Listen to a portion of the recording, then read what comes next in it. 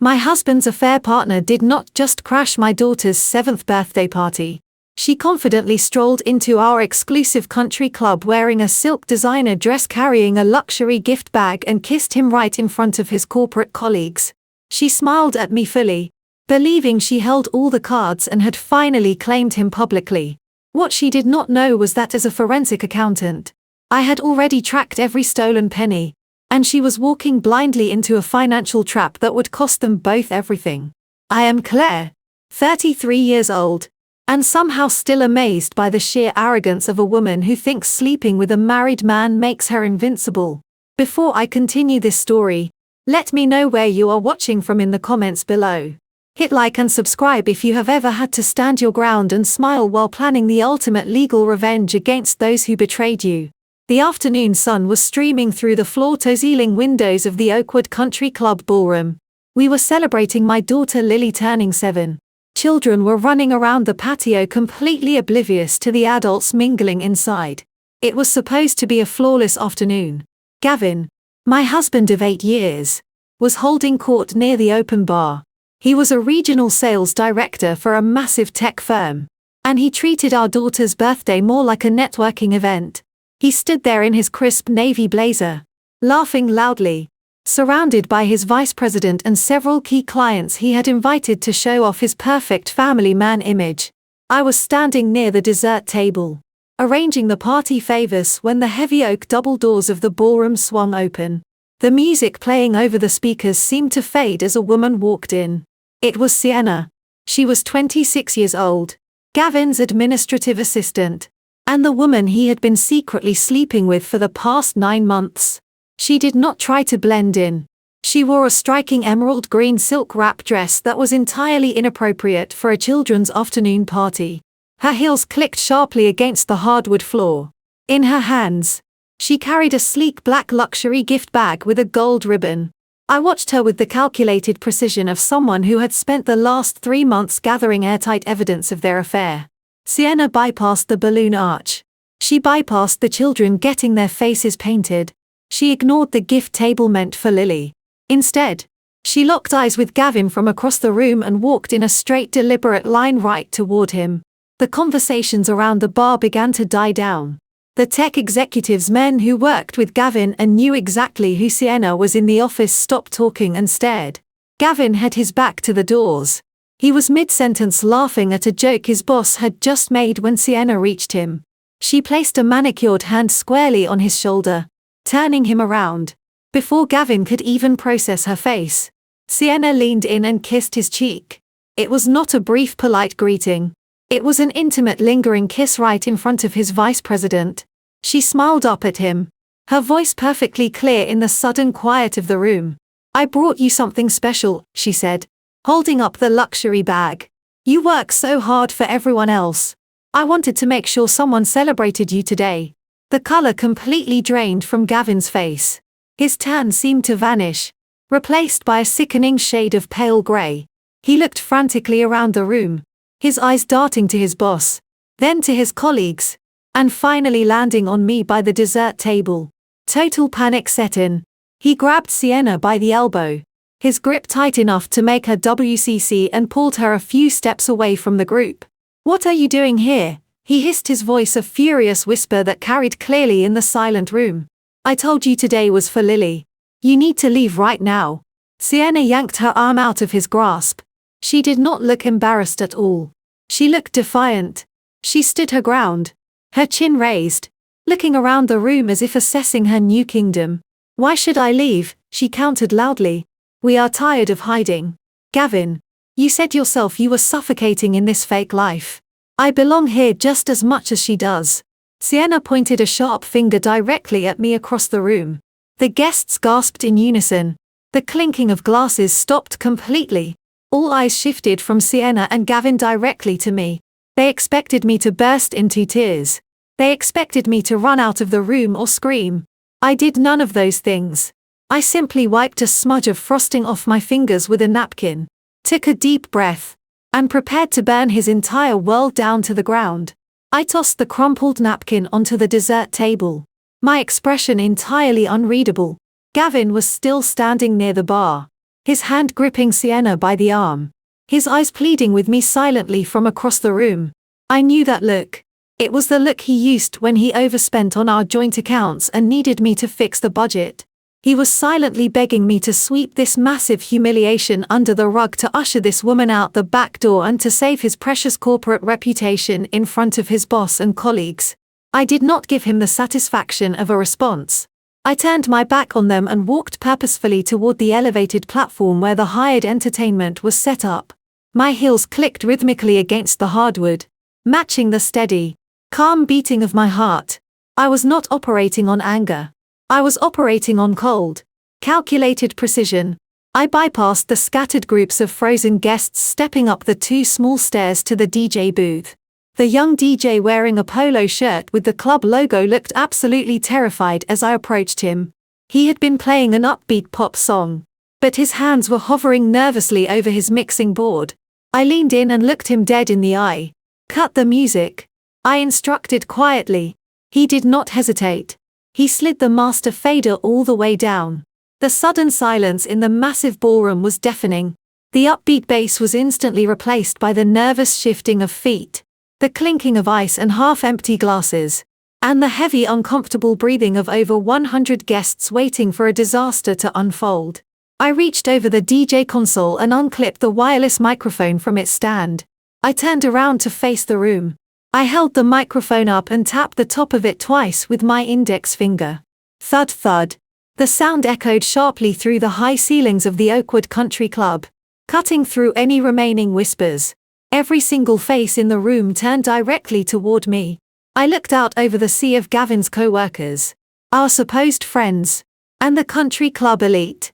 I found the vice president of sales, Gavin's direct boss, standing near a cocktail table with his arms crossed, his brow furrowed in deep concern. I found my mother-in-law, Brenda, sitting frozen at a table near the front. Finally, my eyes locked onto Sienna and Gavin. They were still standing near the bar, isolated now, as the guests around them had instinctively taken several steps back to avoid the blast zone. "Good afternoon, everyone," I said, my voice projecting clearly and smoothly through the speakers.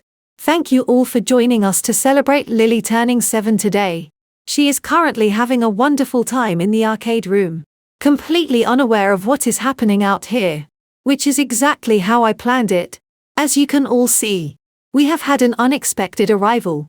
I gestured with my free hand toward the woman in the emerald green silk dress. "I want to make sure everyone is properly introduced." I continued, my tone polite but dripping with absolute ice. "For those of you who do not work at the regional office, please allow me to introduce Sienna. On paper, she is employed as Gavin's administrative assistant.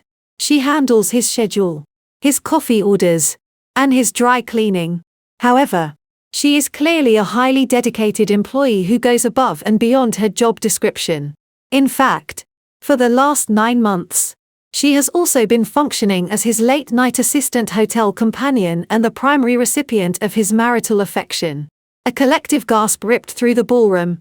Someone in the back dropped a glass, the shattering sound echoing loudly, but nobody even turned to look at the mess. The vice president's jaw visibly tightened. Brenda covered her mouth with her hand. Gavin looked like he was going to vomit right there on the polished floor. I did not stay on the stage. I walked down the 2 steps, the microphone gripped firmly in my hand, and began a slow, deliberate march directly across the center of the room toward them. The crowd parted for me like the Red Sea. As I closed the distance, I saw Sienna's arrogant smirk begin to falter. The reality of standing in a room full of people who were judging her every breath was finally starting to penetrate her thick skin. She tried to maintain her posture, pulling her shoulders back and clutching the black luxury gift bag tightly to her chest like a shield. Gavin stepped forward, raising his hands in a pathetic gesture of surrender. "Claire, please," he whispered, his voice cracking. "Stop this right now. You are making a scene. We can talk about this at home." I stepped smoothly around him, ignoring his presence entirely, and stopped just inches away from Sienna. I raised the microphone to my lips one more time. "You walked into my daughter's party acting like you owned the place," I said, staring directly into her wide eyes. And you brought a gift. How incredibly thoughtful of you. Let us see exactly what you bought my husband to celebrate destroying a family. Before she could process my words, I reached out with lightning speed. I grabbed the thick gold ribbon handles of the black gift bag and yanked it out of her hands with a sharp, forceful tug.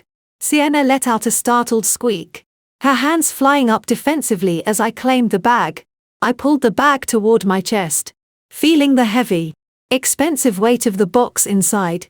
Sienna immediately tried to lunge forward to grab it back, but Gavin clamped his hand down on her wrist, holding her in place.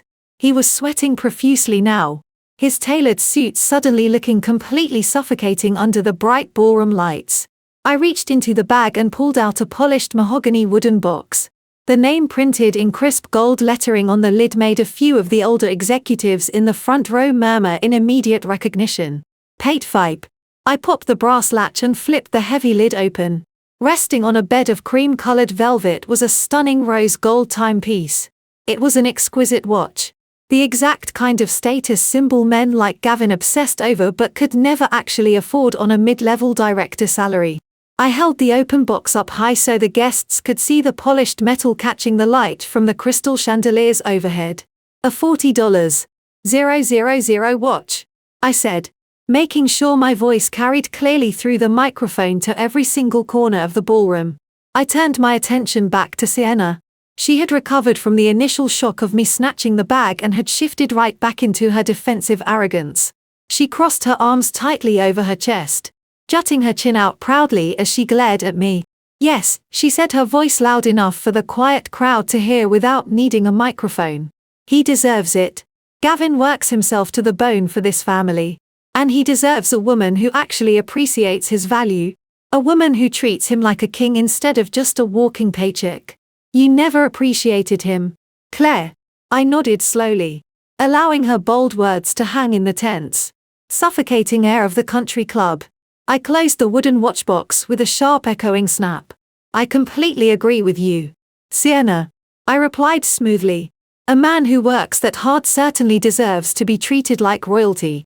But there is a very strict legal difference between treating a man like a king and funding his lavish lifestyle with stolen money. Sienna rolled her eyes, letting out a loud theatrical sigh.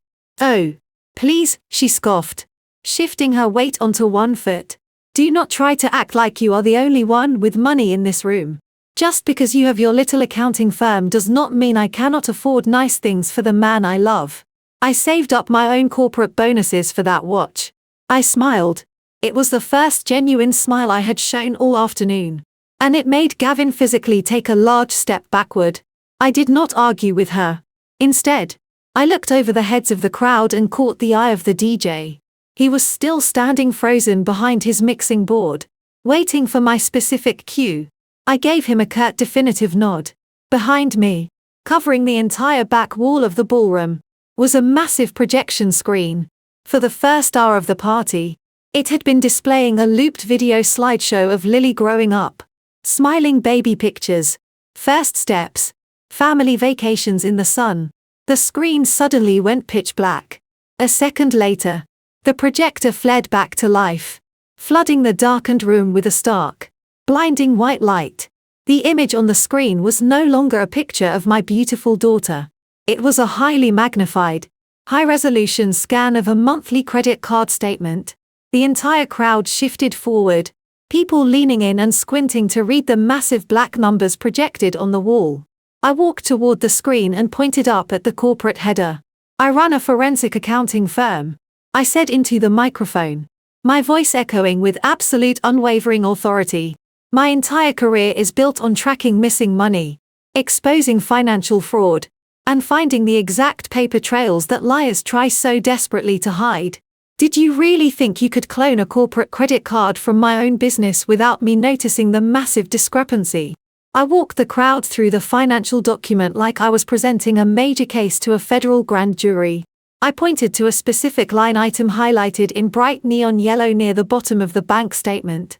Right there, I said, tracing the air beneath the massive text. A charge for $42,500 made exactly 3 days ago at the PC Felipe boutique downtown. The card used for this transaction was a corporate platinum card registered directly to my accounting firm.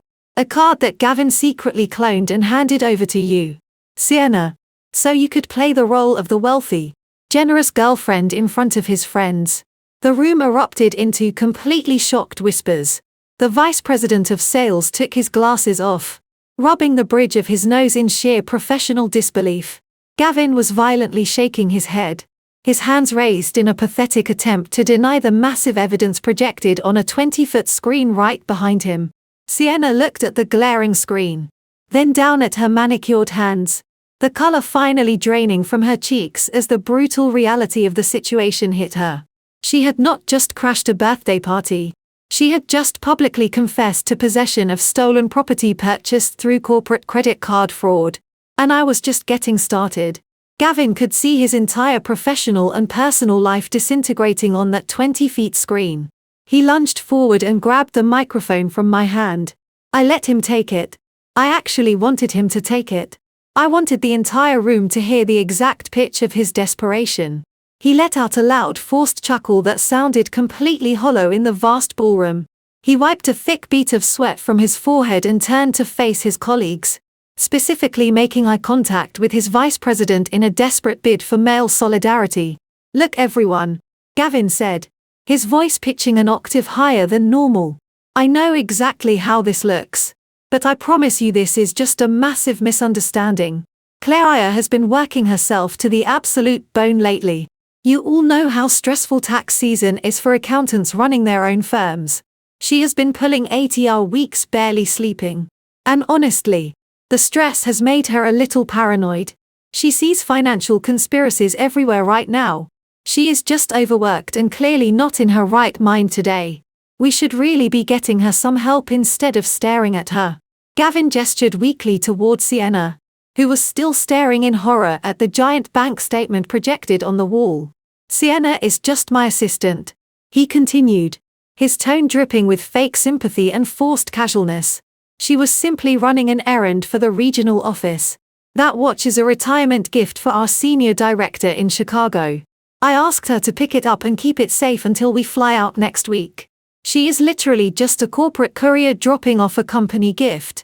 Claire has completely misread the situation because she uses her forensic accounting skills to track my every move. It is a severe invasion of privacy.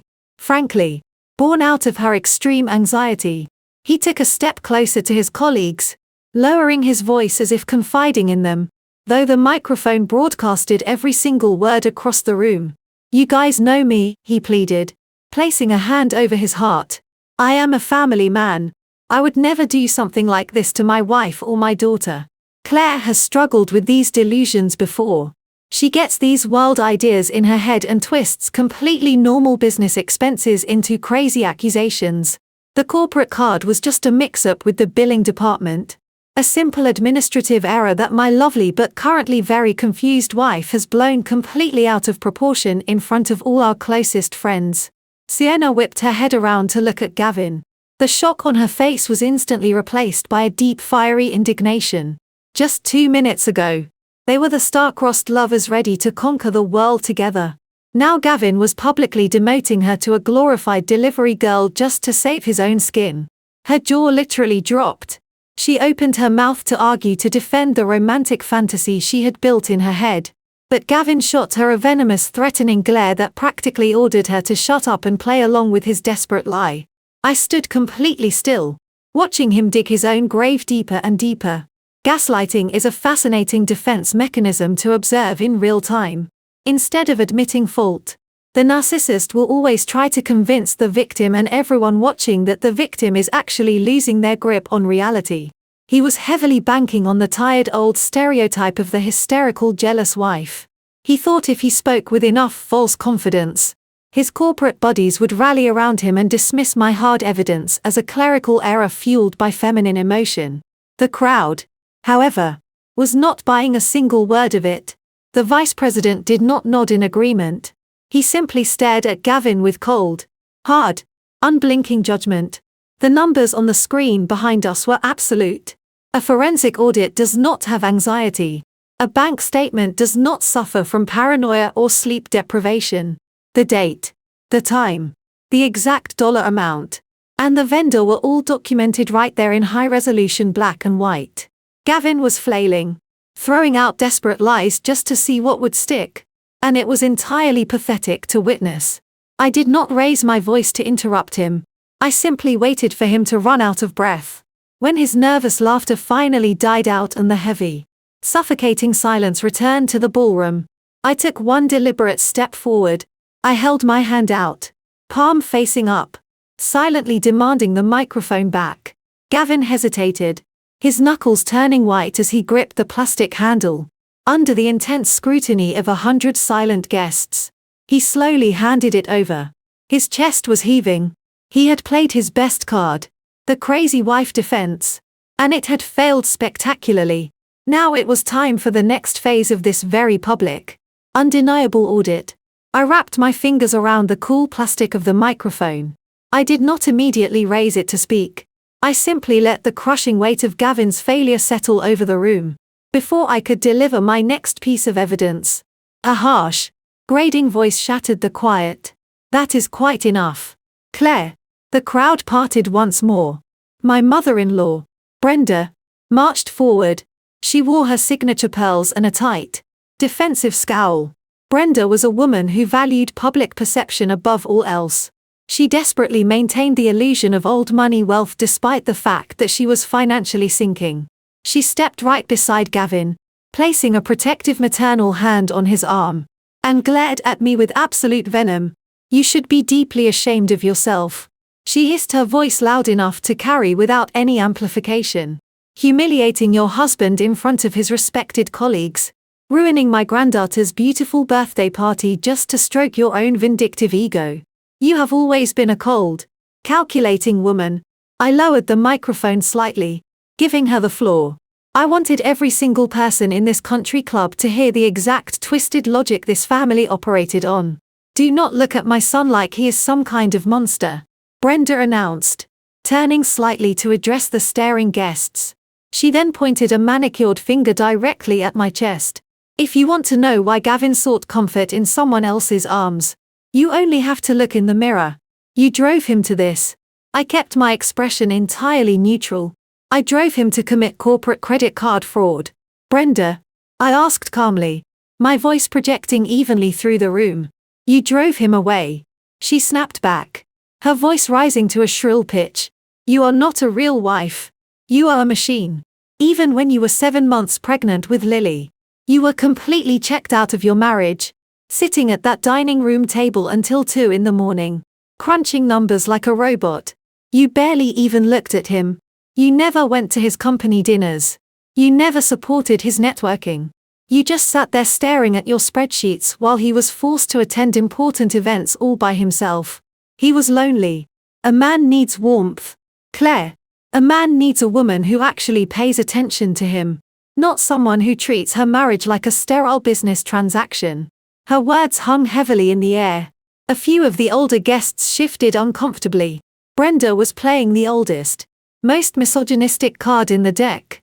She was attempting to paint Sienna not as a home wrecker, but as a warm, available savior who had rescued her poor son from a frigid, unloving marriage. Sienna actually seemed to take courage from Brenda's defense.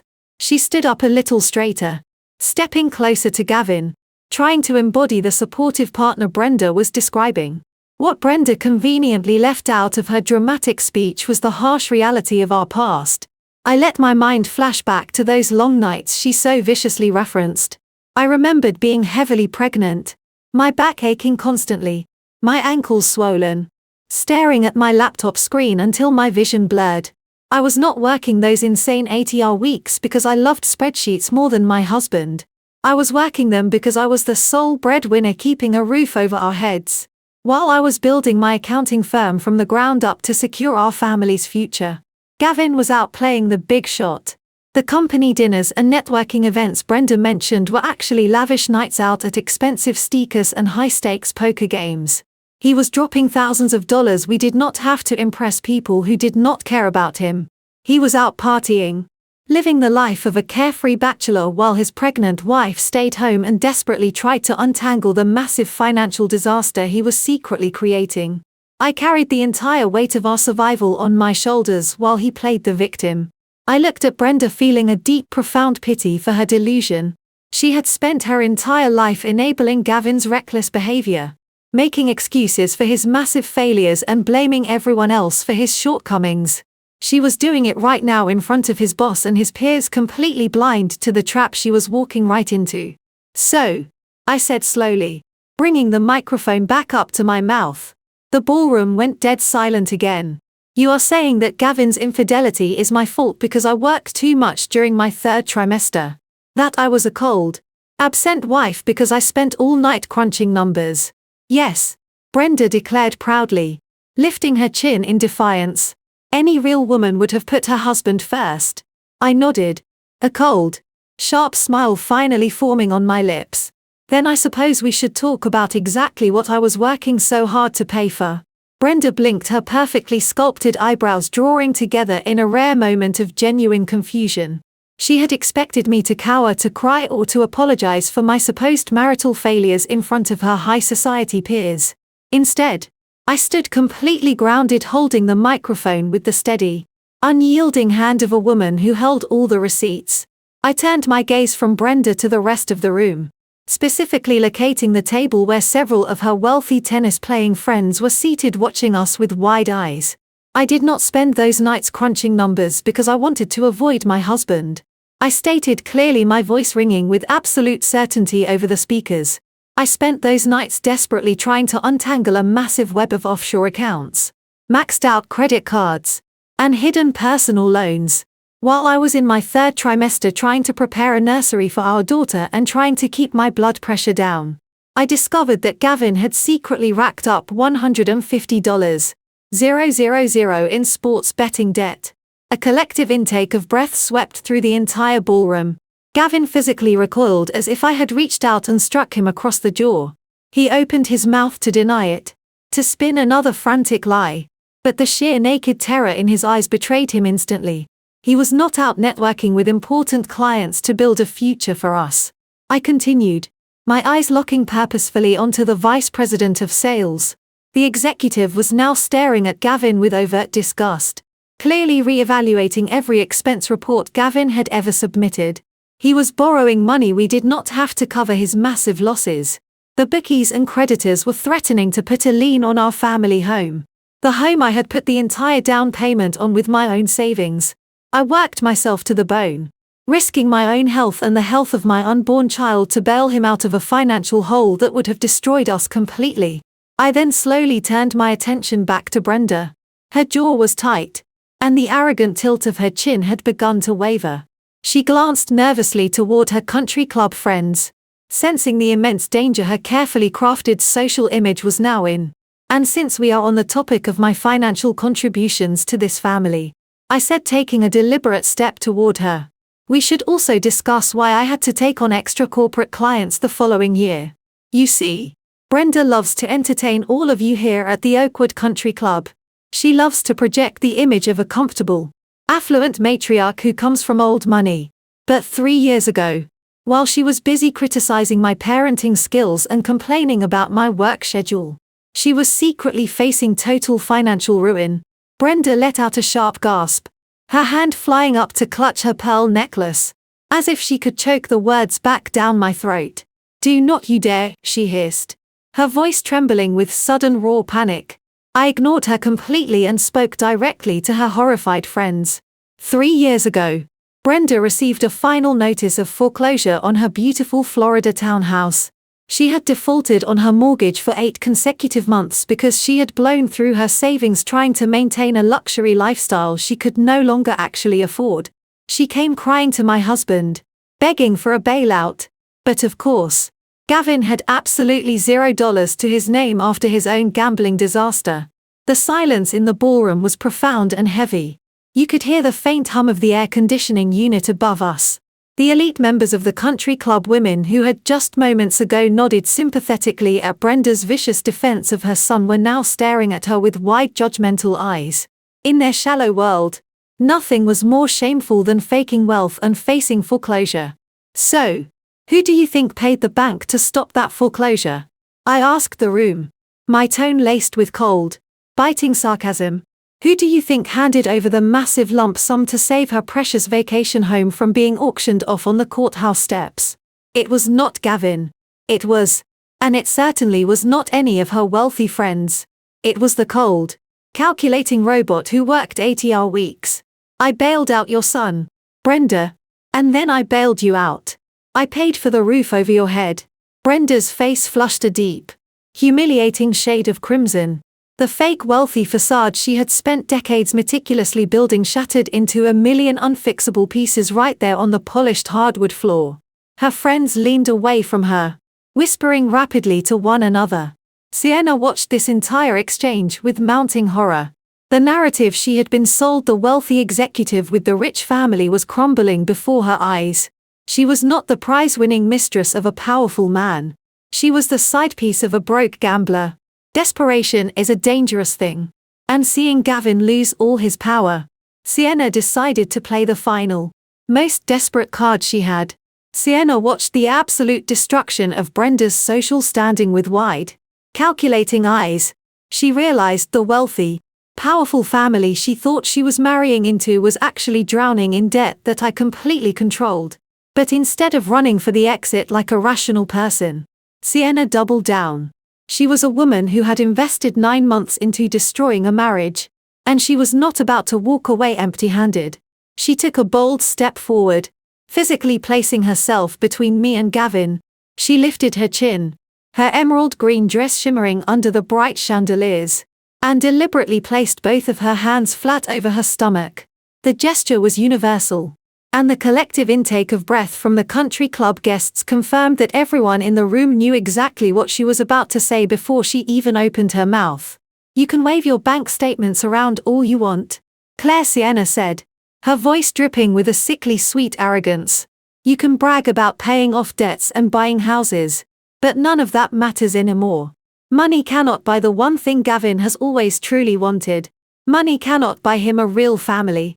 I stood silently gripping the microphone, allowing her to dig her own grave in front of 100 witnesses. "I am pregnant," Sienna announced, projecting her voice so it echoed off the high ceilings. "And it is a boy. I am giving Gavin the son he has been begging for since the day you refused to have any more children." The ballroom erupted into a chaotic symphony of gasps and outraged whispers. Several of the tech executives turned away in sheer disgust. Brenda, who had been staring at the floor in absolute humiliation just moments prior, suddenly snapped her head up. Her eyes darted to Sienna's stomach, a sudden, desperate glimmer of hope reigniting in her expression. A male heir, in her traditional twisted mindset. A grandson was the ultimate prize, a valid excuse for any amount of collateral damage. I shifted my gaze to Gavin. His initial reaction was genuine shock. His jaw dropped and he stared at Sienna as if he had never seen her before. She clearly had not told him this piece of news in private. But then, right before my eyes, the most predictable, sickening transformation occurred.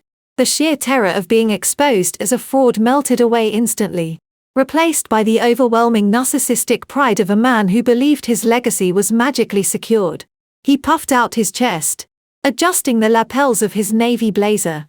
He stepped up right beside Sienna and wrapped a protective heavy arm around her waist. He actually smiled. It was a smug, self-righteous smile that made my blood run absolutely cold. "It is true," Gavin declared, leaning slightly toward the microphone in my hand.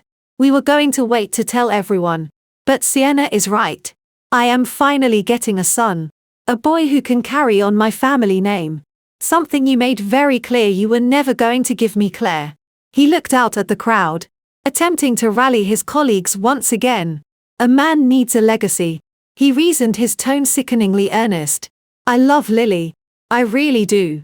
But every man wants a son to throw a baseball with. A boy to mold. Sienna is giving me a fresh start.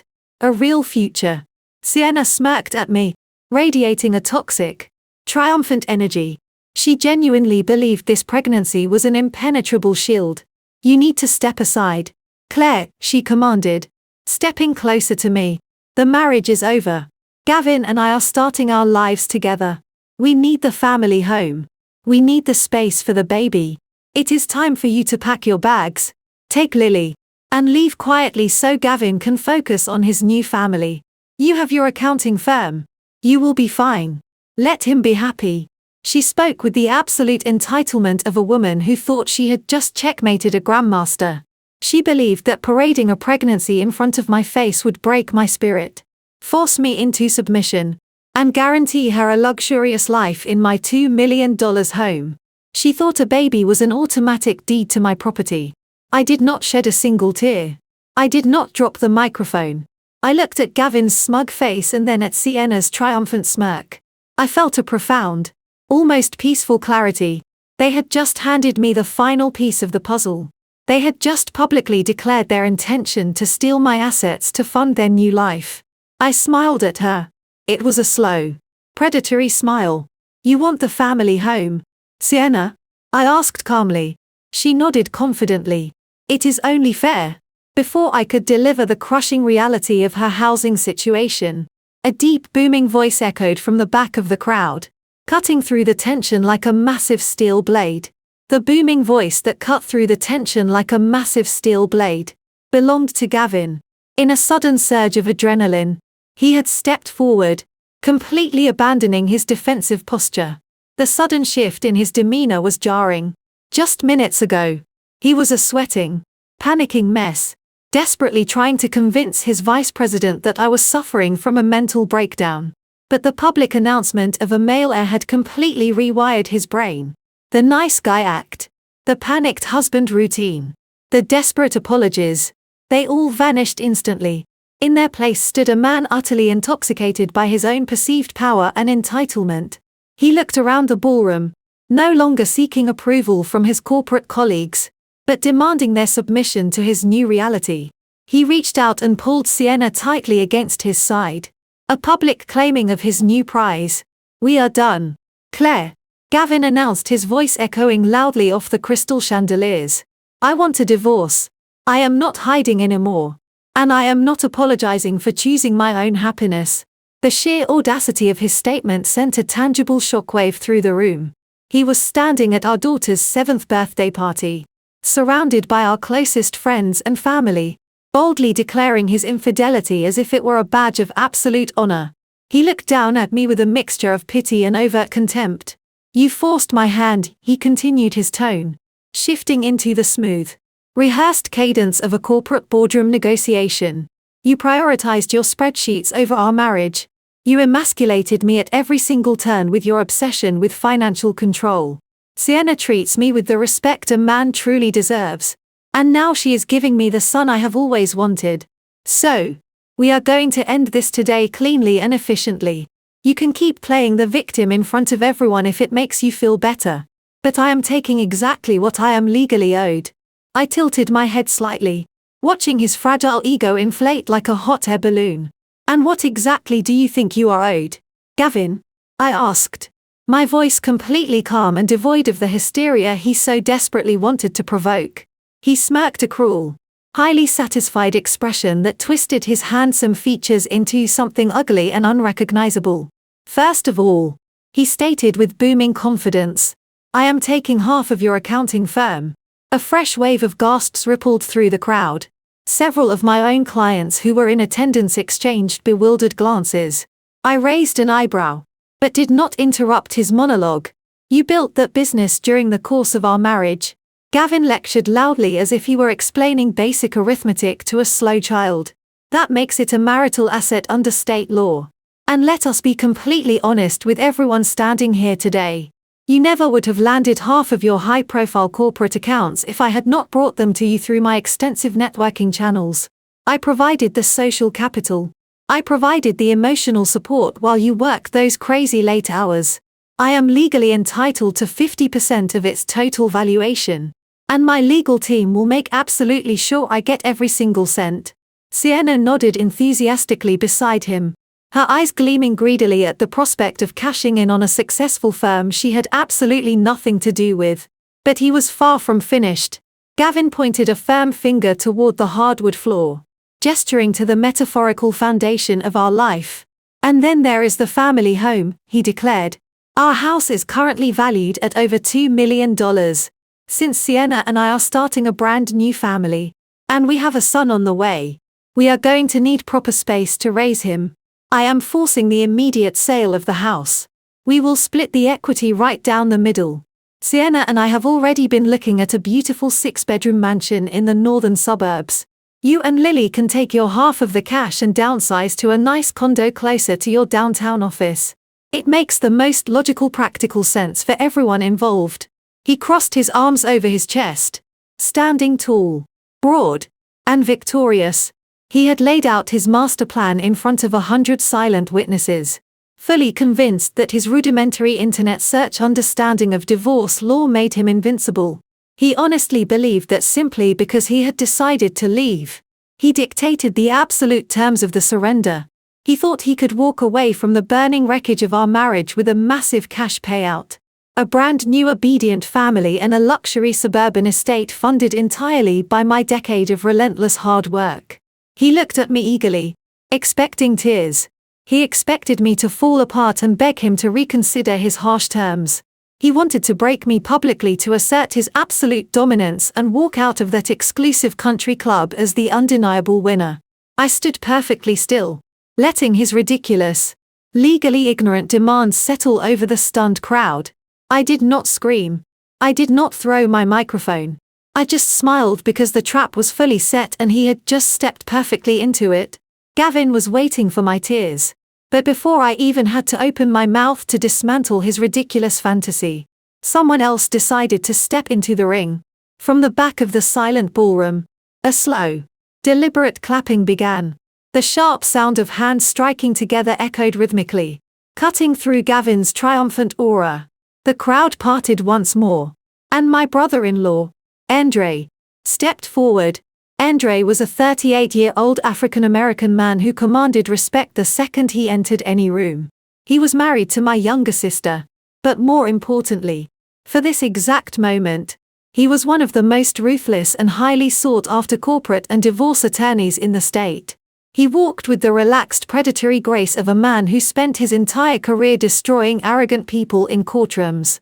He was dressed impeccably in a charcoal bespoke suit, adjusting his silver cufflinks casually as he strolled right up to the front of the crowd, stopping just a few feet away from Gavin and Sienna.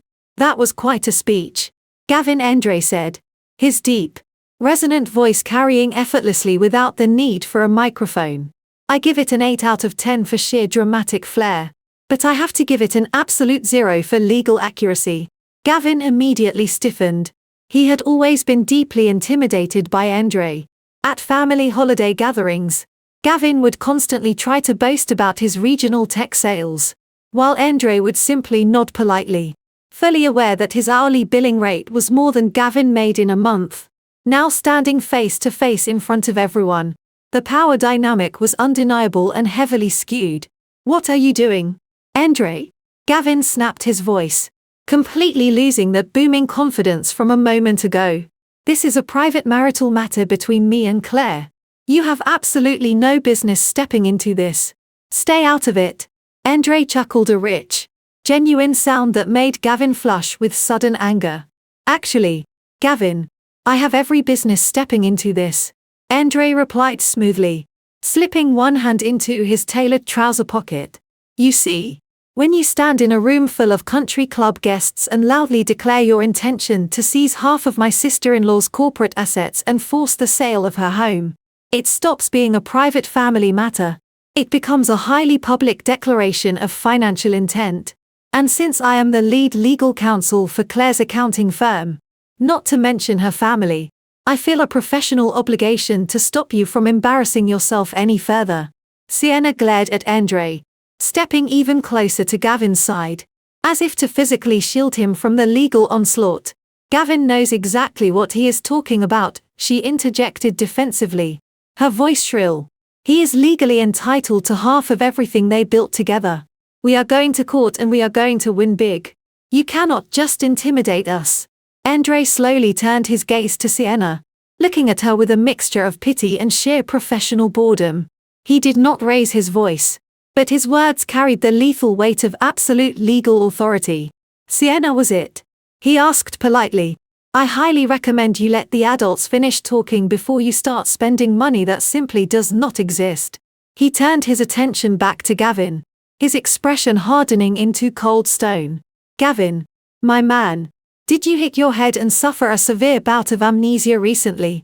Or did you genuinely forget the document you signed 8 years ago in my downtown office before you married Claire?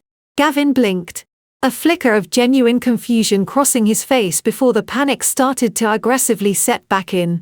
Document? He stammered desperately, trying to maintain his tough exterior in front of his colleagues. We do not have any special documents. I never signed anything. Andre shook his head slowly, letting out a heavy sigh of mock disappointment. I drafted it myself. Gavin. It was a masterpiece of asset protection. An ironclad, airtight prenuptial agreement. And because I knew exactly what kind of opportunistic man you were. Even back then, I made absolutely sure to include a very specific, extremely aggressive infidelity clause. The entire ballroom seemed to hold its collective breath. A prenuptial agreement was the ultimate trump card in their wealthy circles. And hearing it deployed live was absolutely intoxicating for the crowd. You willingly signed a legally binding contract, stating that in the event of your proven adultery, you waive any and all rights to Claire's business assets, whether current or future. Andre explained, articulating every single syllable so there could be zero misunderstanding. You also completely waived any claim to the primary residence considering she provided the entire down payment prior to the marriage. If you cheat, you walk away with exactly what you brought into the marriage, which, if my memory serves me correctly, was a leased vehicle and a massive mountain of personal debt. You are not taking half of her firm. Gavin, you are not forcing the sale of her house. You are walking out of this marriage with absolutely nothing. The trap I had carefully set was finally springing shut. I watched Gavin silently process the devastating reality that his grand exit strategy was a complete and utter legal delusion. For a brief second, I actually thought Gavin was going to accept his defeat. The color had completely drained from his face when Andre mentioned the prenuptial agreement. He stood entirely motionless, blinking rapidly as the memory of signing that document 8 years ago finally pierced through his arrogant haze. But narcissists possess a terrifying ability to rewrite reality in real time to protect their own fragile egos. Instead of crumbling under the weight of his own mistakes, Gavin threw his head back and let out a loud booming laugh. It was a forced theatrical sound that grated against the ears and made several guests physically were.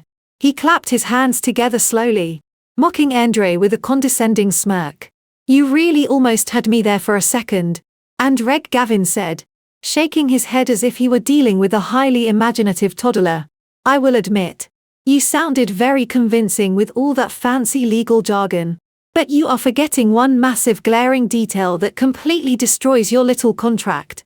Gavin took a heavy step forward, puffing his chest out to assert his physical dominance over the situation.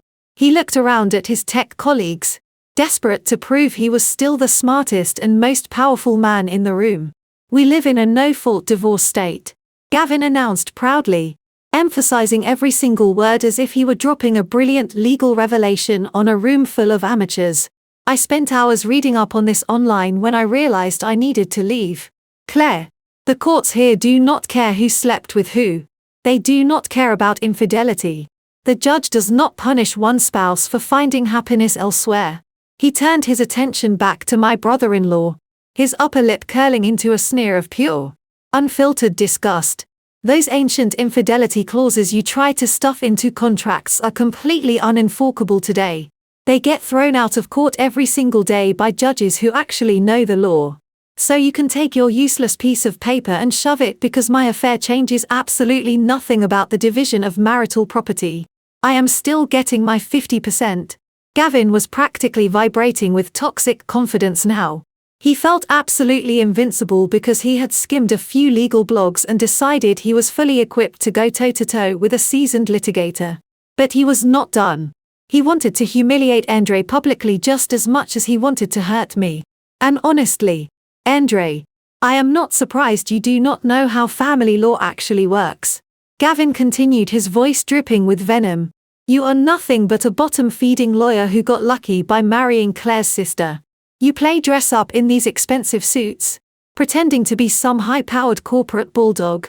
But we all know the truth. You're just a glorified paper pusher. If I actually need a real legal battle, I will hire a top-tier firm that will crush you before we even make it to a deposition. You do not scare me. And your fake little threats mean absolutely nothing to my bottom line. The room was completely silent, the tension so thick it felt like you could cut it with a knife. Insulting a man like Andre to his face was professional suicide. But Gavin was too blinded by his own hubris to see the massive cliff he was sprinting toward. Seeing Gavin take control of the narrative, Sienna suddenly felt emboldened again. She stepped out from behind Gavin, wrapping both of her arms protectively around her stomach. She looked at me with a sickening mixture of pity and triumph, fully ready to deliver what she believed was the final nail in my coffin. You are both arguing over a stupid piece of paper while completely ignoring the most important factor in this entire situation. Sienna chimed in, her high-pitched voice echoing across the ballroom. The courts are not going to care about some dusty old contract when there is an innocent child involved. I am pregnant. Gavin and I are starting a real family. And family court judges always prioritize the well-being of the child. She reached out and grabbed Gavin's hand, holding it up like a championship trophy. The baby needs a stable home, she lectured us, looking around the room for validation from the shocked guests.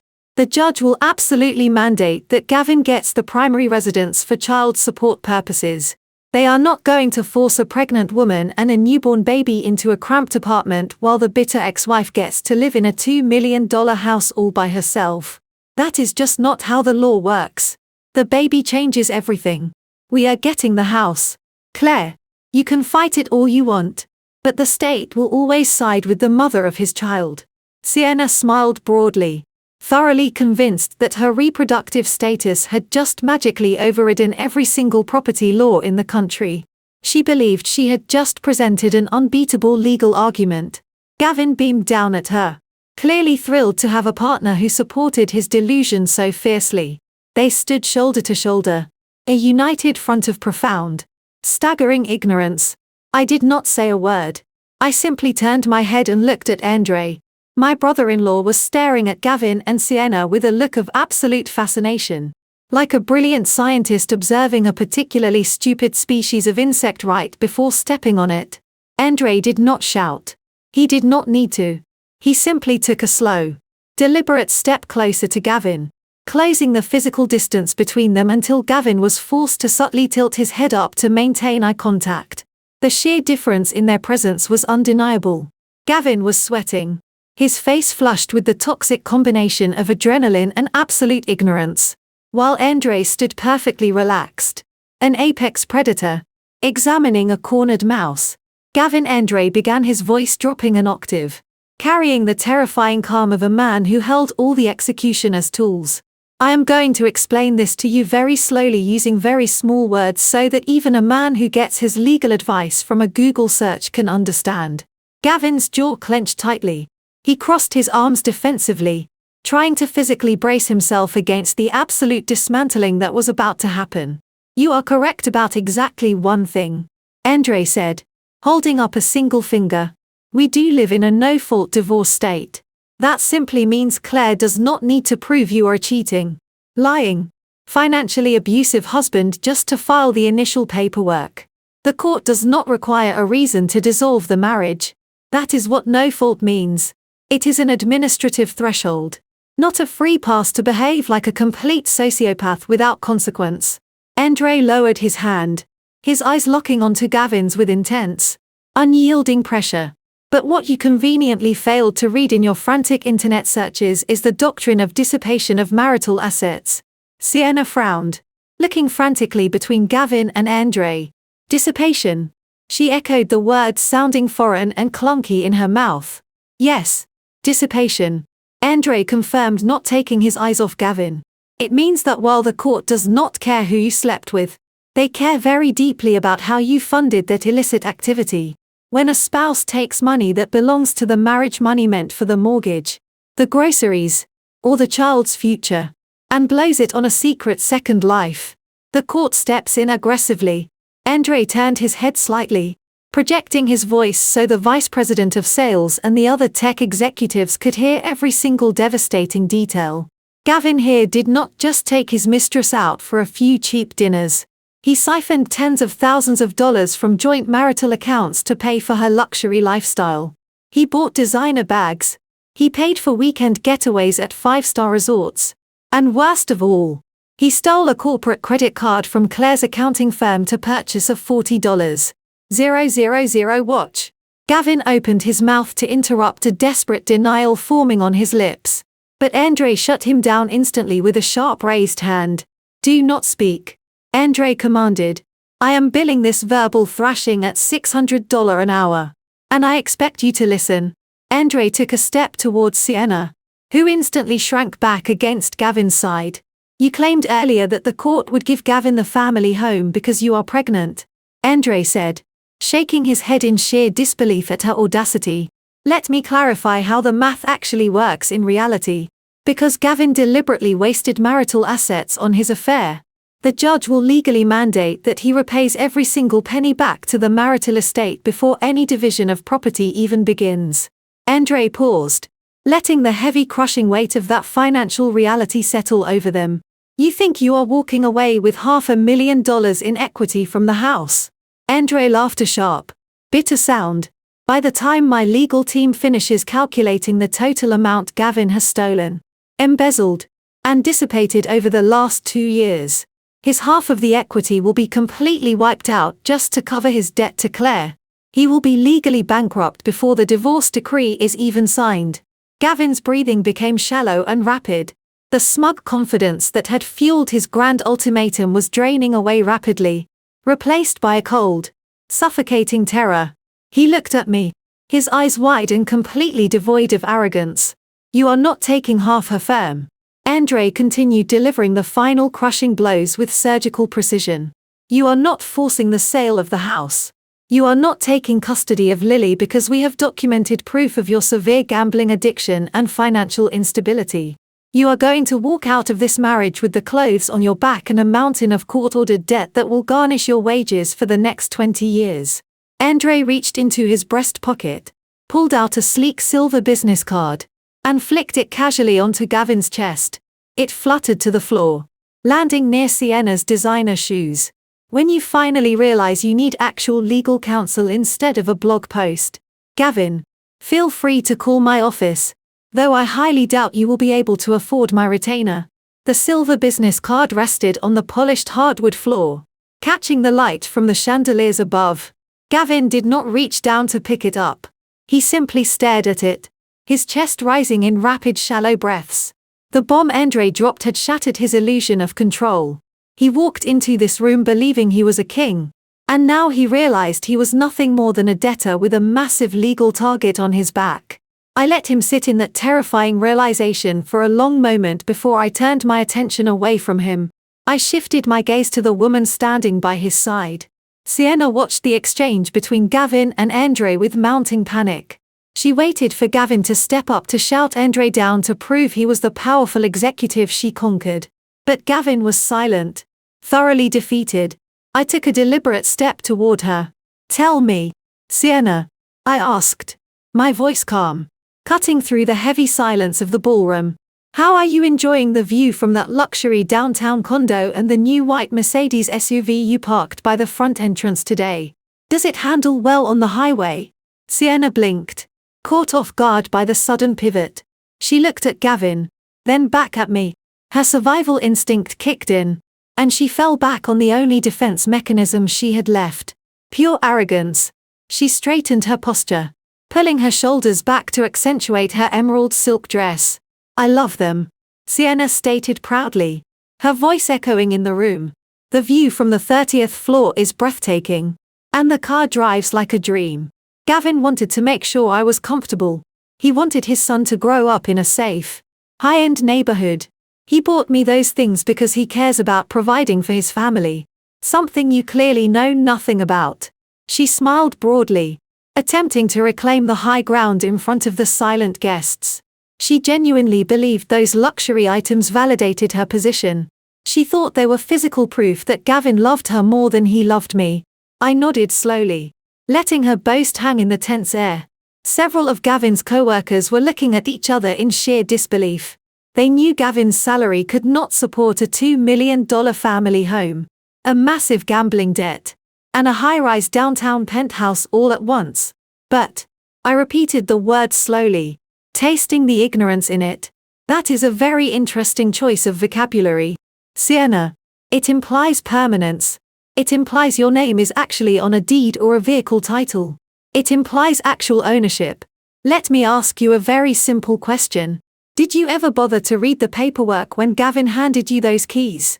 Sienna frowned, the smug smile slipping from her face. What are you talking about? She demanded, crossing her arms defensively. Of course. I own them. Gavin gave them to me. I let out a soft, humorless laugh. Gavin did not buy you anything. Sienna. Gavin does not have the credit score to buy a used bicycle, let alone a luxury penthouse in the financial district. His debt-to-income ratio is a complete disaster. If he asked a bank for a mortgage, they would laugh him right out the front door. Her eyes widened in complete shock. She looked at Gavin, waiting for him to furiously deny my claims, but he kept his eyes fixed on the floor, the sweat glistening on his forehead. So, if he could not secure a personal loan, how did he get you into that apartment? I asked rhetorically, pacing slowly, so the room could hear the reality of her situation. Let me explain how it works. He used a corporate loophole. He used his position as a regional director to sign a commercial lease agreement. He registered a fake vendor account and used company funds to secure the deposit. That beautiful white Mercedes is not a romantic gift. It is registered as a corporate fleet vehicle under a subsidiary holding company. The color rapidly drained from Sienna's pale face. Her hands dropped from her stomach, hanging limply at her sides, as the wealthy fantasy she built her entire future upon began to evaporate. You do not own a single square foot of that apartment, I told her, my voice turning to ice. You do not own a single bolt of that car. You are completely at the mercy of a commercial lease that you did not sign and cannot afford to pay. You really thought you bagged a wealthy executive setting you up for life. But all he actually did was park you in a rented box using stolen corporate money. I let that devastating truth hang in the air for a moment before I calmly unclasped my leather designer tote bag. The sharp click of the metal hardware was the only sound in the dead-silent ballroom. I reached inside and pulled out a crisp manila envelope. It was not thick, but it carried enough legal weight to completely obliterate the new life Sienna thought she had secured. When you run a forensic accounting firm, you do not just stumble across missing funds and immediately start screaming at your husband, I said slowly, unwinding the red string closure of the envelope. You sit quietly. You pull the threads. You track every single digital footprint until you have mapped out the entire financial ecosystem. I found Gavin's fake vendor accounts 3 months ago. I watched him funnel his corporate bonus and the money he stole from my firm directly into a subsidiary holding company created solely to lease your apartment and your car. Sienna was staring at the manila envelope as if it were a live explosive. She took a tiny involuntary step back. But I am not just an accountant. I continued pulling out 2 neatly stapled packets of paper. I am also a very aggressive investor. When I realized that the holding company holding your lease was practically insolvent due to Gavin's massive mismanagement of funds, I made a business decision. I used my own corporate capital to legally acquire that holding company. I bought the debt. I bought the assets. I bought the commercial lease agreements. I took 2 steps forward, closing the distance between us, and held out the first packet of paper directly toward her chest. Take it, I ordered.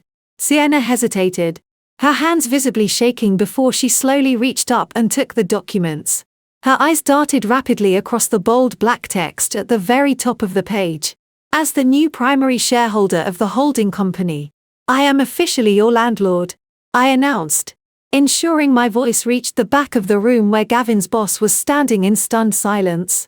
And because Gavin signed a commercial lease under false pretenses using stolen corporate funds, that lease is entirely null and void. What you are holding in your trembling hands right now is a formal 24-hour eviction notice.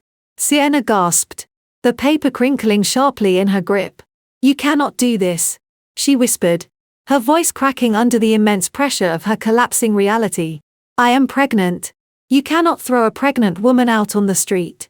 I can. And I just did, I replied smoothly, completely unfazed by her emotional manipulation. The law is incredibly clear regarding fraudulent commercial leases. You have exactly 24 hours to pack your designer bags, your clothes, and whatever dignity you have left and vacate the premises. If you are still inside that apartment by tomorrow afternoon, the county sheriff will physically remove you for trespassing. The locks will be changed and any remaining property will be seized to offset the massive debt your boyfriend owes me. I watched the fight completely drain out of her. The arrogant, triumphant mistress who had swaggered into this country club 30 minutes ago was gone. In her place stood a terrified 26-year-old woman who suddenly realized she had sacrificed her reputation for a man who owned absolutely nothing. But I was not quite finished. I held up the second piece of paper. As for your transportation, I added, my tone turning brisk and businesslike. Corporate fleet vehicles leased under fraudulent terms are subject to immediate recovery. The leasing agency was notified of the fraud early this morning. Sienna looked up from the eviction notice, her eyes wide with fresh panic. My car, she stammered. Not your car, I corrected her sharply. The company's car. And it is equipped with a highly accurate GPS tracker. The repossession agents have already been dispatched. They are scheduled to tow that beautiful white Mercedes away exactly at midnight tonight. So, if I were you, I would stop worrying about how you are going to decorate the nursery in my $2 million home and start figuring out how you are going to order an Uber to transport your belongings to a cheap motel. Gavin let out a choked, desperate sound. He looked at me with an expression of pure unadulterated horror. It was the look of a man who suddenly realized he had been sleeping next to a predator for months. He realized that every time I smiled at him over dinner, every time I asked him how his day was, I was actively and meticulously orchestrating his absolute financial ruin. He had thought he was the mastermind stringing two women along. He never realized he was just the mouse trapped in a maze I had custom built for him. The crushing reality of the eviction notice in Sienna's hands acted like a bucket of ice water thrown directly in her face. The united front they had so boldly paraded into the country club completely disintegrated in a matter of seconds. Sienna slowly lowered the piece of paper, her hands shaking so violently that the edges rattled. She did not look at me anymore. She turned her head, her eyes locking onto Gavin with a stare that could melt solid steel. Is she telling the truth? Sienna demanded. Her voice was no longer the arrogant theatrical projection she had used just moments ago. It was a sharp, dangerous hiss that carried perfectly across the quiet room.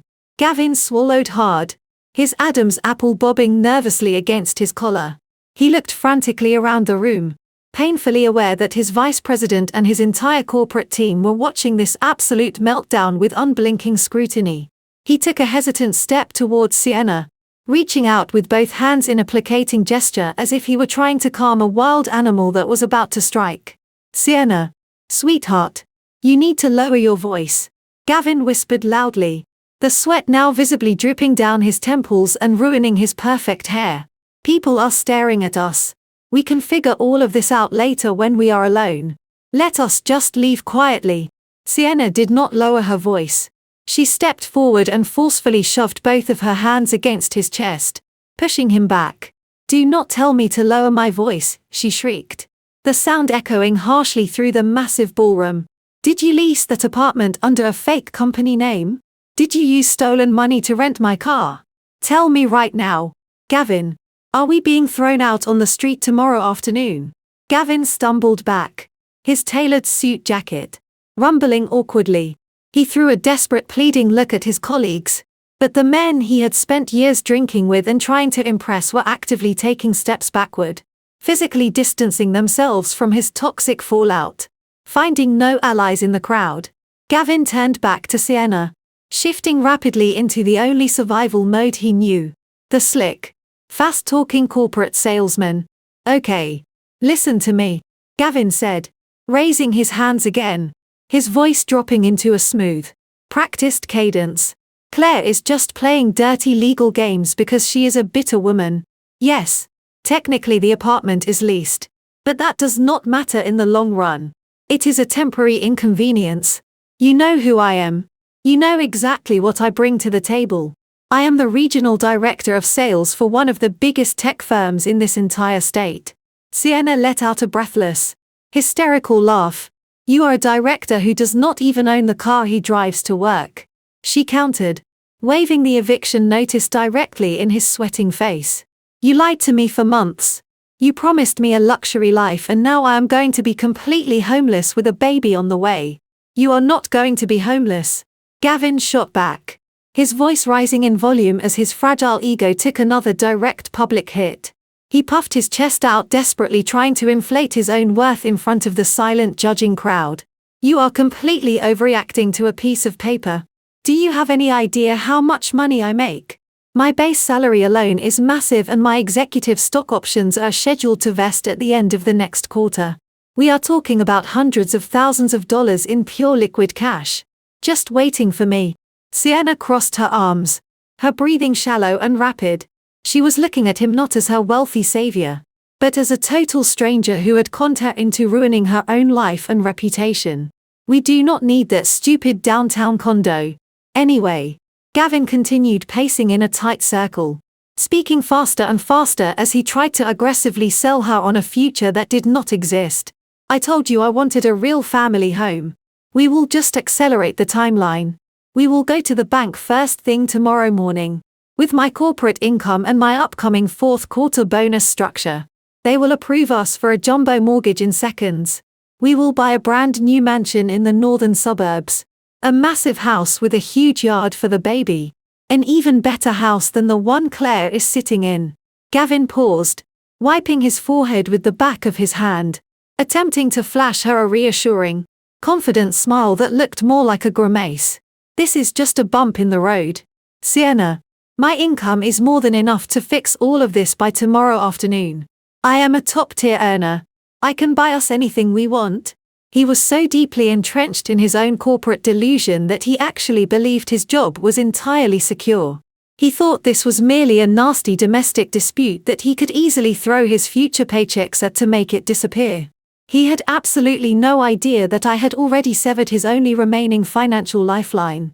Gavin was still desperately pitching his imaginary financial future, his hands waving frantically in the air as he tried to sell Sienna on stock options that were never going to materialize. Sienna was practically hyperventilating, the eviction notice clutched tightly against her chest, her eyes darting around the room as if searching for an emergency exit. The spectacle had reached a level of absolute pathetic desperation that even Gavin's most loyal drinking buddies could no longer stomach. Several of them had actually turned their backs, pretending to be deeply fascinated by the floral arrangements on the cocktail tables. But there was one person in the room who absolutely refused to let Gavin sink. Brenda, my mother-in-law, had been standing frozen near the front row, humiliated by my earlier revelation about her near foreclosure.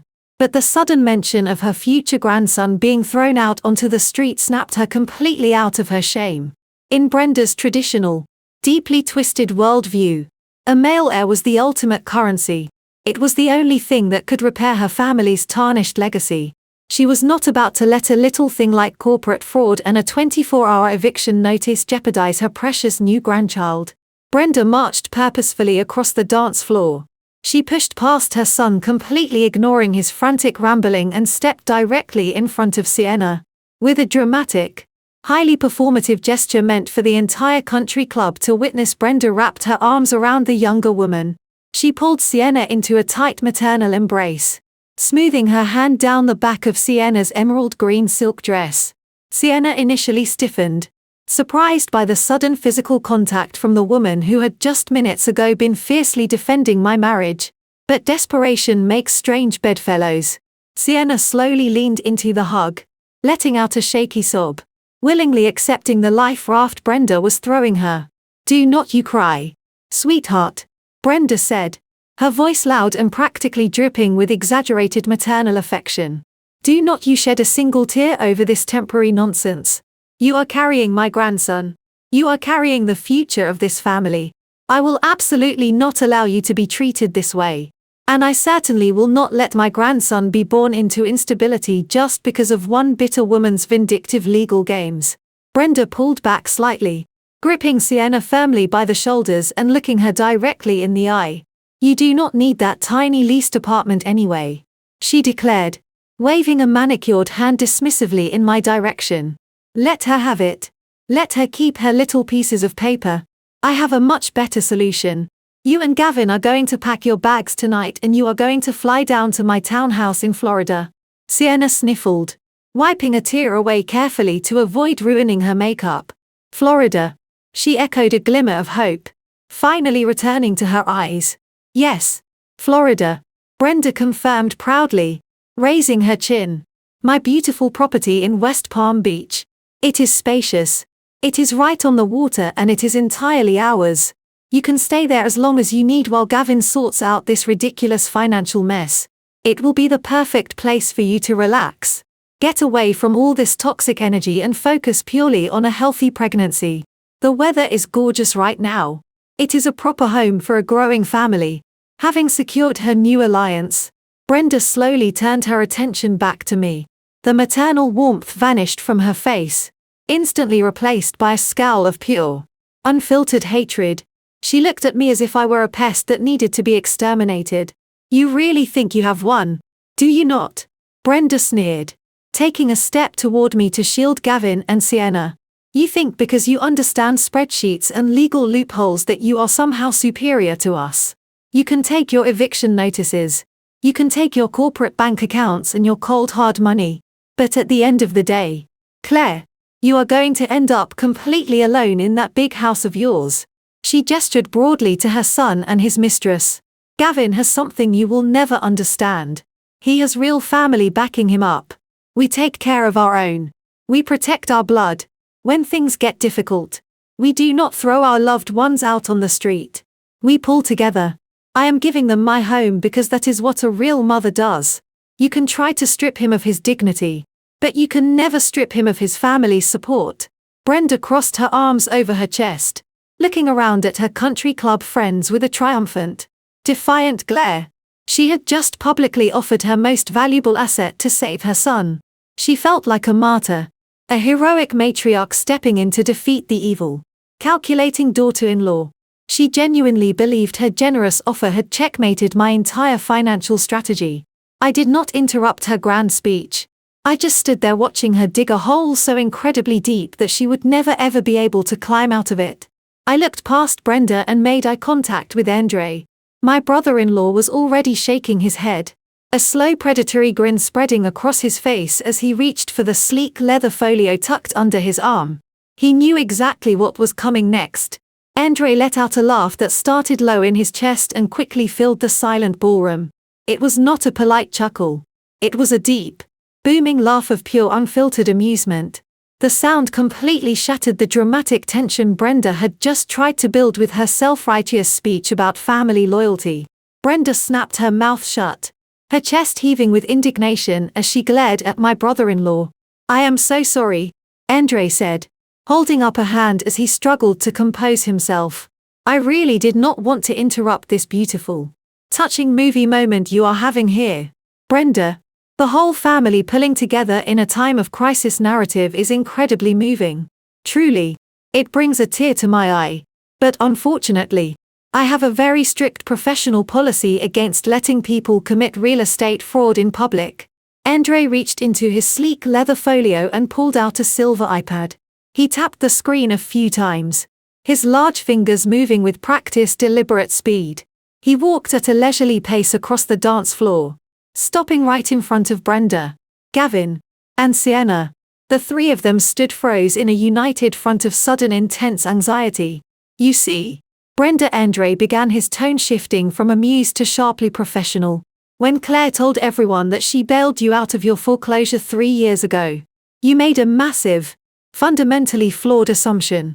You assumed that because she is married to your son, she simply wrote a check to your bank out of the goodness of her heart and cleared your debt for free. You thought she gave you a gift. But Claire is not a charity. She is a forensic accountant. And more importantly, she is an incredibly shrewd investor. Brenda swallowed hard, her eyes darting nervously down to the glowing screen of the tablet in Andre's hand. "What are you talking about?" she demanded, though her voice had lost all of its previous bravado. "It is my house. The bank sent me a letter saying the foreclosure proceedings were completely halted." Andre smiled, a sharp, merciless grin that showed perfectly straight white teeth. He flipped the iPad around and thrust it toward her face. "The foreclosure was halted because the debt was purchased," Andre explained, his voice projecting clearly so the entire crowd could hear the legal reality of the situation. "I want you to look right here at the public property records for Palm Beach County. I pulled them up this morning just to be thorough. Tell me, Brenda, who is listed as the primary lien holder on the deed of trust for that beautiful waterfront townhouse you just so generously offered to these two cheaters?" Brenda squinted at the screen. Her face, already pale from the earlier humiliation, suddenly turned the color of wet ash. She opened her mouth to speak, but no words came out. She just stared at the digital document in absolute paralyzing horror. Gavin leaned over his mother's shoulder, his eyes scanning the legal jargon. His breath hitched audibly. "Let me read it for the room," Andre offered cheerfully, pulling the tablet back. "The primary lien holder holding a debt of $280,000 is a private corporate entity, an entity of which my client Claire is the sole owner and operator. She did not pay off your mortgage, Brenda. She bought your distressed debt directly from the lender at a heavily negotiated discount. She did not save your house. She bought your house."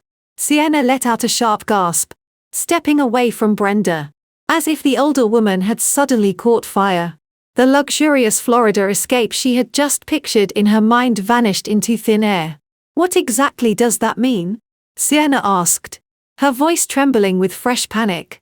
"It means," Andre said, turning his sharp gaze to the mistress, "that Brenda is not the wealthy matriarch she pretends to be. Legally speaking, Brenda is nothing more than Claire's tenant. And frankly, she is a terrible tenant. Because Brenda assumed the house was a gift, she has not made a single monthly mortgage payment to the new lien holder in over 36 months. Andre tapped the screen of his iPad, locking it with a sharp click before sliding it back into his leather folio. "By all standard definitions of Florida real estate law, Brenda is currently a severely delinquent tenant residing on the property solely by the grace of Claire's endless patience." Andre continued, delivering the final fatal blow to Brenda's ego. "So, if Gavin and his pregnant girlfriend want to pack their bags and fly down to West Palm Beach tonight, they are more than welcome to do so. But they should know that Claire has had my office draft a formal notice of default and foreclosure on that property." Andre stepped back, giving them space to process the absolute devastation he had just unleashed. "If you try to move them into that townhouse, Brenda, you will not be hosting a family reunion. You will be hosting them in a house that the county sheriff will be auctioning off on the courthouse steps by the end of the month. So, please tell us more about how the family is going to pull together to provide a stable home for the new baby." Brenda slowly raised her hands to her face, a quiet, broken sob escaping her lips. The grand illusion of her life was completely gone. She had nothing left to offer. She could not save her son, and she could not even save herself. The sound of Brenda sobbing quietly into her hands was the final trigger that broke Gavin completely. He watched his mother crumble, realizing that the Florida escape route was entirely gone. Every single exit door he tried to open had been slammed shut and locked from the outside. But instead of surrendering to the consequences of his own actions, Gavin reacted the way a cornered narcissistic animal always does. He went on the absolute offensive. His face, previously pale with panic, flushed a deep and angry crimson. The veins in his neck bulged against his starched white collar. He lunged forward, taking 2 aggressive steps toward me. Andre immediately shifted his weight, moving his large frame slightly to block Gavin's path. But Gavin ignored him completely. He pointed a trembling, furious finger directly at my face. "You think you have won?" Gavin screamed, his voice cracking with the sheer force of his rage. The sound ripped through the quiet ballroom, causing several guests to physically flinch. "You think you can just stand there with your little spreadsheets and your real estate tricks and destroy my entire life?" I did not blink. I stood my ground, watching him unravel. I am a regional director of sales, Gavin bellowed, pounding his fist against his own chest. I bring in $50 million in revenue every single year for my company. I am an absolute powerhouse in the tech industry, and you are just a small-time accountant who pushes paper around in a strip mall office. You think you can bankrupt me? You think you can take my daughter and throw me out on the street just because you bought a few debts? He let out a deranged, bitter laugh, his eyes wild and unfocused. He swept his arm out, gesturing vaguely around the room as if rallying an invisible army to his defense. My company values me too much to let some bitter soon-to-be ex-wife ruin my life over a personal domestic dispute. They know exactly what I am worth to their bottom line. If you want a war, Claire, I will give you a war that will absolutely destroy you. He stepped closer, his chest heaving, his voice dropping into a vicious, threatening snarl. You want to talk about legal power? My tech firm has a team of corporate bulldogs on retainer who eat local divorce lawyers like Andre for breakfast. I will take my case straight to my executives. I will tell them you are actively trying to sabotage their top earner. They will unleash a legal defense fund that you cannot even comprehend. I will drag this divorce out for decades. He was practically vibrating with toxic adrenaline, now fully believing his own delusional corporate fantasy. I will file motion after motion, he threatened loudly. I will delay every single deposition. I will bury your tiny accounting firm in so much corporate litigation that you will spend every penny you have just trying to respond to the paperwork. I will use my massive executive salary as a war chest. And I will starve you out until you are begging me to settle for pennies on the dollar. Sienna watched him from the sidelines, her eyes wide. She was desperately trying to cling to this sudden display of aggressive power, hoping against hope that his corporate threats were real and that he could actually protect her from the eviction. You are nothing compared to the machine backing me up, Gavin shouted, his voice echoing off the crystal chandeliers. I am an untouchable asset. You are just a jealous, vindictive woman who cannot handle the fact that I upgraded. My company will protect me because I make them rich. They will not let you take me down. It was a spectacular display of professional suicide. What Gavin failed to realize in his blind screaming rage was that he was making these massive, bold claims right in front of the vice president of his region. I looked past Gavin's shoulder.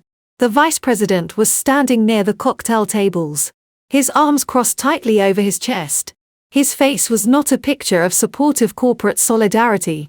It was a picture of absolute unadulterated horror. Gavin was standing in a public venue screaming about using corporate legal assets to fight a personal divorce, actively dragging the company's name into his messy infidelity scandal.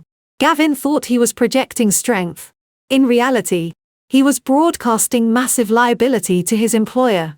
He was screaming that he was an untouchable asset, completely unaware that his boss was already mentally drafting his immediate termination paperwork right there in the country club.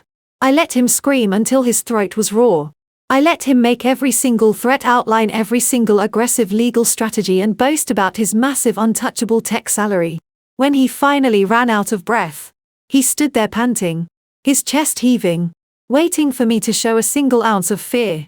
I did not show fear. I simply smiled because his threats were built on a foundation that I had already legally demolished. I slowly reached into the pocket of my blazer and pulled out my smartphone. I tapped the screen once, illuminating a single text message I had received just moments before Gavin started his unhinged screaming match. I read the short confirmation text from my contact, locked the phone, and slipped it back into my pocket. I looked at Gavin, who was still standing defensively with his chest puffed out, waiting for my corporate surrender.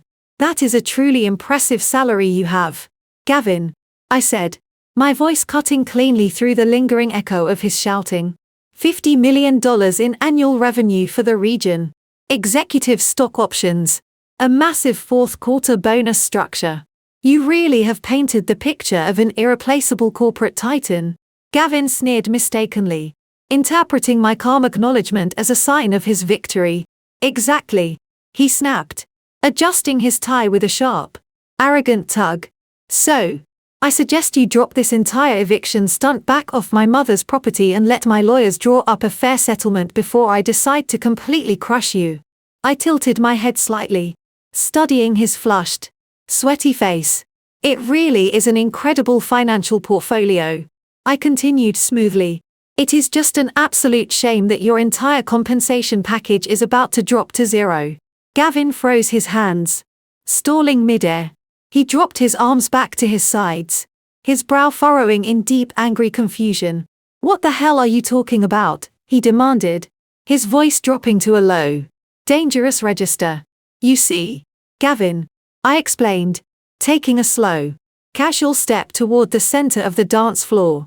You spent the last 5 minutes screaming about how I am just a small-time accountant who pushes paper around in a strip mall.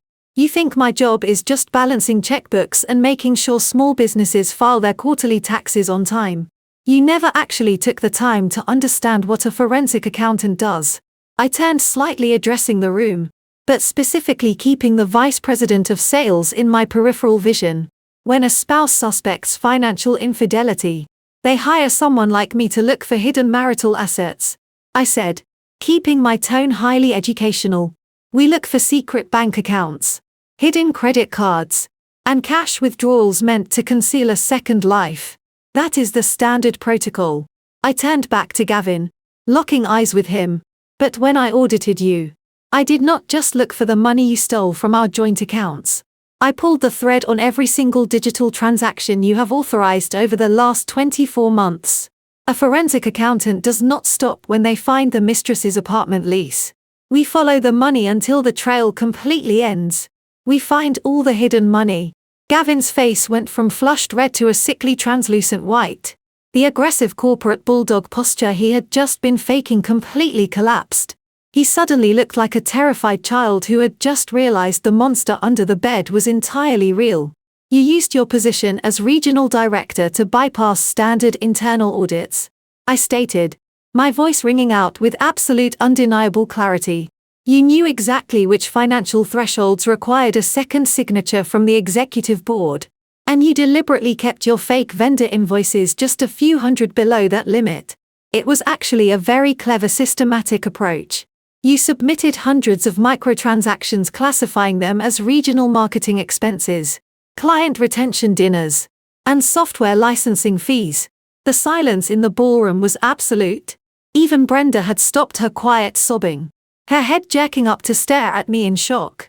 Sienna looked completely lost, the corporate jargon flying over her head, but she could clearly see the sheer panic radiating from Gavin's rigid body. You thought because you were the golden boy of the sales department, nobody would ever question your expense reports. I continued, my voice echoing off the high ceilings. And you were right. Your company trusted you implicitly.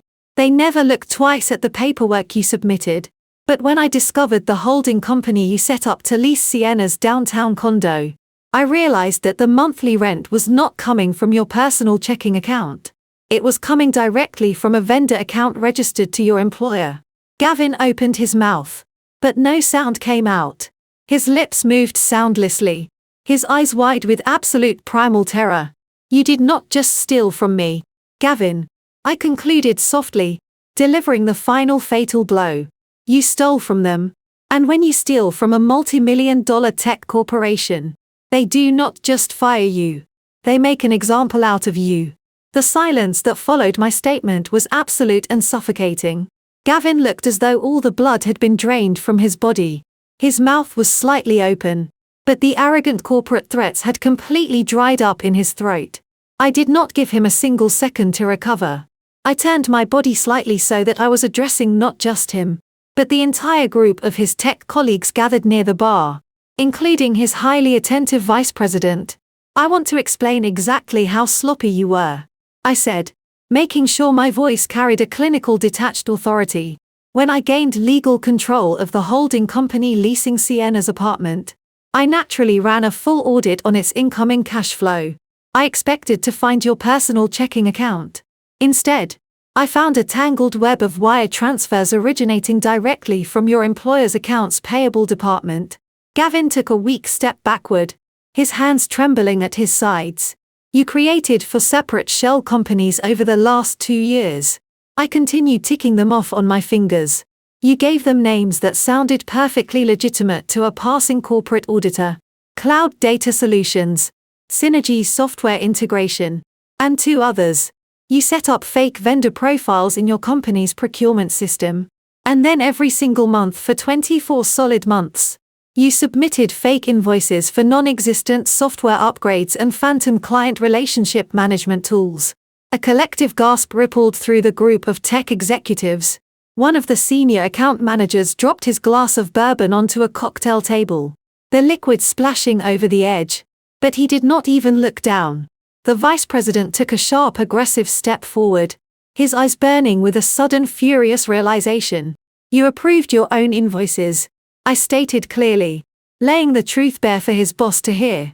Because they were always just a few hundred under the executive review threshold.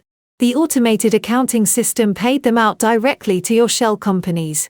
You essentially set up a permanent pipeline draining corporate funds right into your own pockets. The sheer scale of the theft hung heavily in the air. Gavin's colleagues were staring at him with absolute disgust. These were men and women who worked grueling hours to hit their quarterly quotas. And here was their regional director stealing the revenue right out from under them. And what did you do with all that stolen money? I asked rhetorically, pacing slowly back toward the center of the room. You did not invest it. You did not build a future. First, you used it to pay off the massive sports betting debts you acquired after I cut off your access to my personal funds. You were wiring corporate money directly to offshore gambling accounts just to keep your bookies from breaking your legs. I paused, letting my gaze drift over to Sienna. And once your gambling debts were temporarily satisfied, you found a new expensive hobby. You used the stolen corporate funds to fund a second life. You used it to lease the luxury downtown penthouse. You used it to lease the white Mercedes. You used it to buy expensive dinners, weekend hotel stays, and $40,000 PC for light watches. You even used it to buy the emerald green silk dress Sienna is wearing right now. Sienna looked down at her dress as if it was suddenly crawling with venomous spiders. She took a frantic step away from Gavin, her hands hovering in the air. She realized that every single thing she thought was a symbol of his love and success was actually a piece of stolen evidence in a massive corporate fraud case. You are a thief, Gavin, I said, my voice dropping to a low lethal register. A common sloppy thief dressed up in a tailored suit. You spent years looking down on my accounting firm, completely unaware that the very skills you mocked were the exact tools I would use to dismantle your entire fake empire. Gavin finally snapped out of his paralyzed state. He threw his hands up, shaking his head violently in a desperate, pathetic attempt at denial. It is a lie, he shouted, his voice cracking wildly. She is making all of this up to ruin me. I am the top earner. I would never do something like that. She faked the documents. He turned to his boss, his hands clasped together in a begging gesture. You have to believe me, he pleaded, the sweat pouring down his face. She is a bitter, crazy woman trying to sabotage my career. You know my numbers. You know my worth. But the vice president did not look at Gavin with sympathy or belief.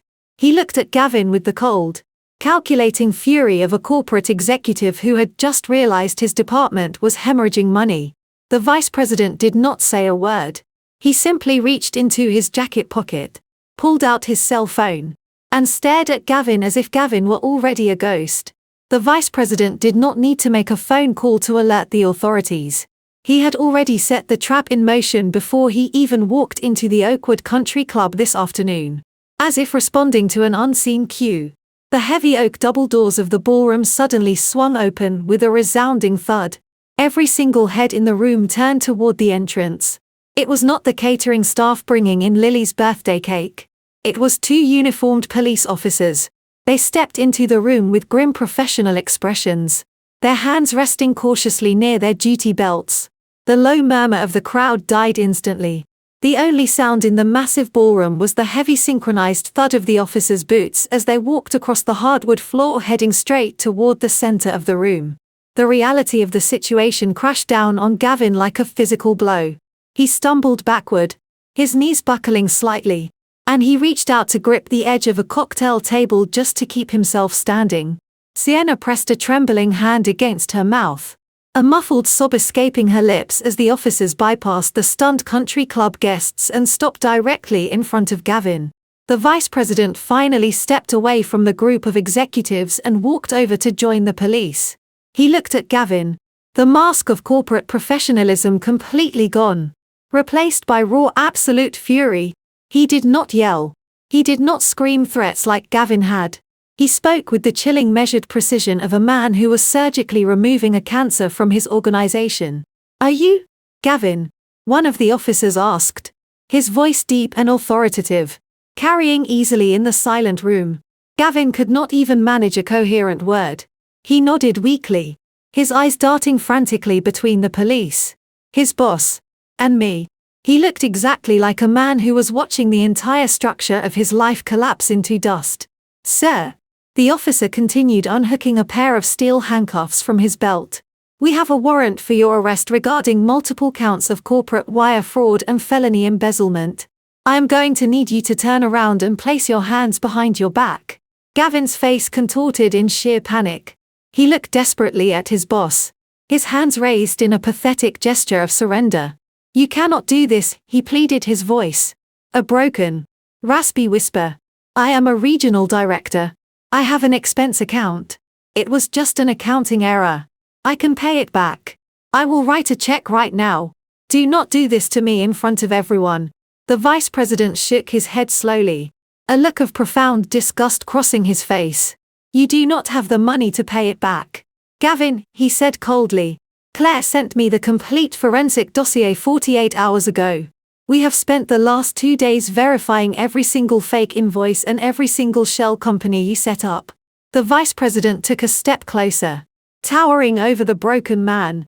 "You stole $450,000 from this company. You used our revenue to pay your bookies and fund an apartment for your mistress. Did you honestly think you were smart enough to hide nearly $500,000 in fraudulent expenses from an external audit?" Gavin flinched as if he had been physically struck. He turned to me, his eyes wide with betrayal. "You went to my boss," he gasped, the realization hitting him like a freight train. "You gave them my records. I gave them the truth." I corrected him calmly, standing firm while his entire world burned to the ground. "You spent years telling me that I was just a boring accountant. You mocked my career. You told Sienna that you were the powerful earner. But the reality is, Gavin, you are nothing but a petty thief who got caught by the very woman he spent years underestimating." The second officer grabbed Gavin's right arm, twisting it firmly but professionally behind his back. The sharp metallic click of the handcuffs echoing in the silent ballroom was the sweetest sound I had ever heard. It was the sound of absolute undeniable justice. Sienna let out a shrill scream, backing away until she bumped into Brenda. She was shaking violently, clutching her stomach, as if the police were going to arrest her unborn child. She looked at Gavin, the wealthy executive she thought she had conquered, now reduced to a handcuffed criminal sweating through his expensive suit. "I did not know," Sienna cried out, looking desperately at the vice president and the police officers. "I swear to God, I did not know anything about fake invoices or stolen money. He told me he was rich. He told me he was buying me a house. I am innocent." I looked at Sienna, feeling a brief flash of pity before the cold reality of her actions washed it away. She was not innocent. She was just as greedy and entitled as Gavin. She had just chosen the wrong horse to bet her future on. And she was about to learn that ignorance of the law was not a defense, especially when she was legally tied to a federal crime. The vice president did not even look at Sienna as she cried. He stepped past her, closing the final distance between himself and Gavin. The police officers held Gavin firmly in place, his arms pinned behind his back by the cold steel of the handcuffs. The executive looked down at the man he had once considered his top performer, his face a mask of absolute corporate hostility. "You really thought you were the smartest guy in the room?" Gavin, the vice president said. His voice was not loud, but it carried a sharp metallic edge that cut through the silence of the ballroom. "You thought you could treat our accounting department with the same arrogant disrespect you showed your wife. But you made a fatal miscalculation. You forgot that your wife is a professional who destroys financial criminals for a living. Gavin squeezed his eyes shut, turning his head away as if the physical act of looking away could make the nightmare stop. 48 hours ago, the vice president continued addressing both Gavin and the stunned audience of corporate peers. A secure courier arrived at the regional headquarters. He handed me a bound dossier compiled by Claire and her legal team. It was 300 pages long. It contained every single IP address you used to create those fake vendor profiles. It contained timestamps matching your secure corporate login to the exact moments those fraudulent invoices were generated. It even contained the routing numbers for the offshore accounts where you tried to hide the initial transfers. I did it because of the pressure. Gavin choked out his voice. A pathetic high-pitched whine. The sales quotas were too high. I had the gambling debts. I was going to pay it back after the fourth quarter bonuses paid out. I swear to you. I was going to balance the ledger. You stole $450.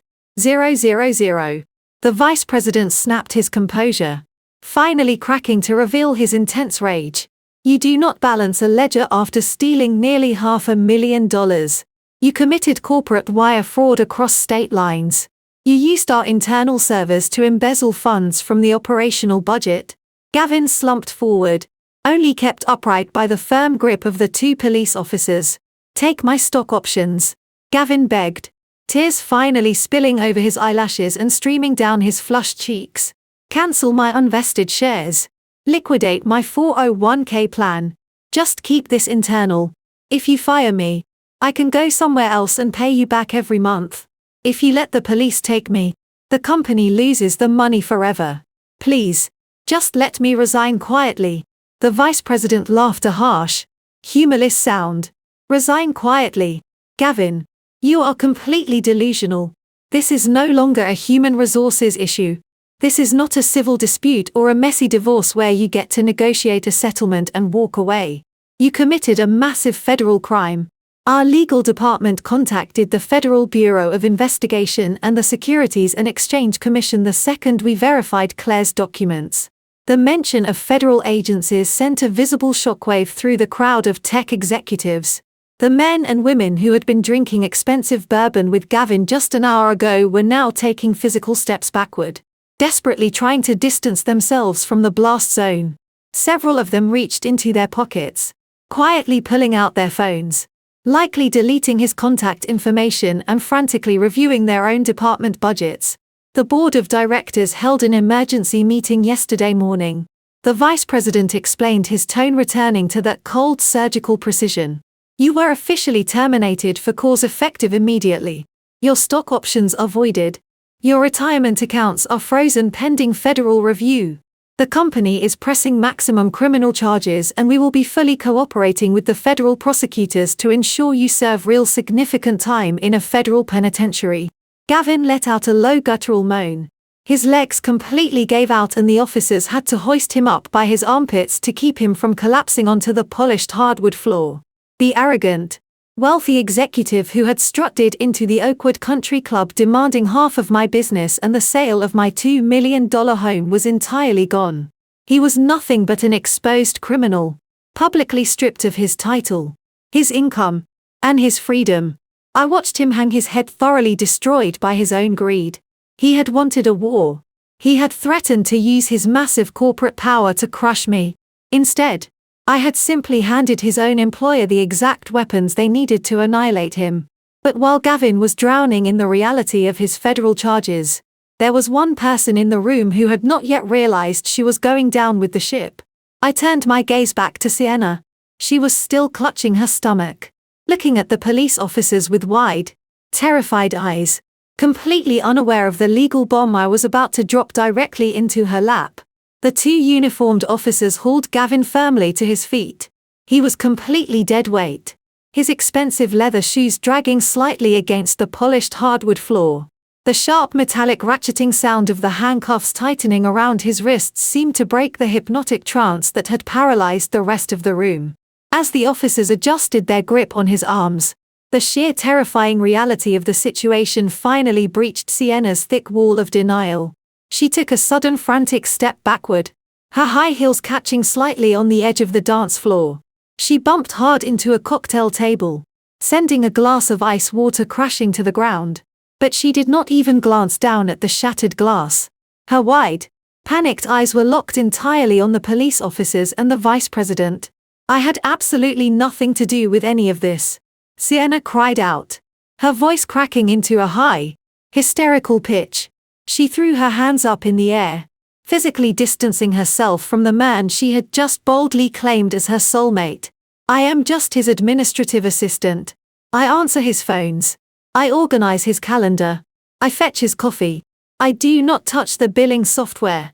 I do not know anything about his expense reports or his vendor accounts. She looked wildly around the room, begging the silent crowd of tech executives for validation. You all know me, she pleaded, her chest heaving under the emerald green silk dress. You see me in the office. I just do what he tells me to do. I am completely innocent. When nobody in the crowd offered her a single word of support, Sienna grabbed her luxury black gift bag from a nearby chair and clutched it to her chest. She lifted her chin, attempting to summon a shred of the arrogant defiance she had worn when she first crashed the party. I am leaving, Sienna announced, her voice trembling violently. This is a highly toxic environment, and it is entirely too stressful for my baby. I am going home right now, and consider this my formal resignation from the company. She took 2 hurried steps toward the heavy oak double doors, desperate to escape the nightmare that had suddenly swallowed her luxury lifestyle. But I did not let her take a 3rd step. I moved smoothly across the floor, positioning myself directly in her path.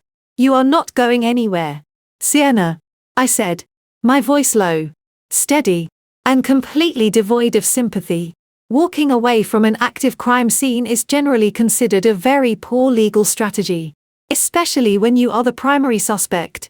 Sienna stopped dead in her tracks, her face twisted into a mask of pure, unadulterated confusion.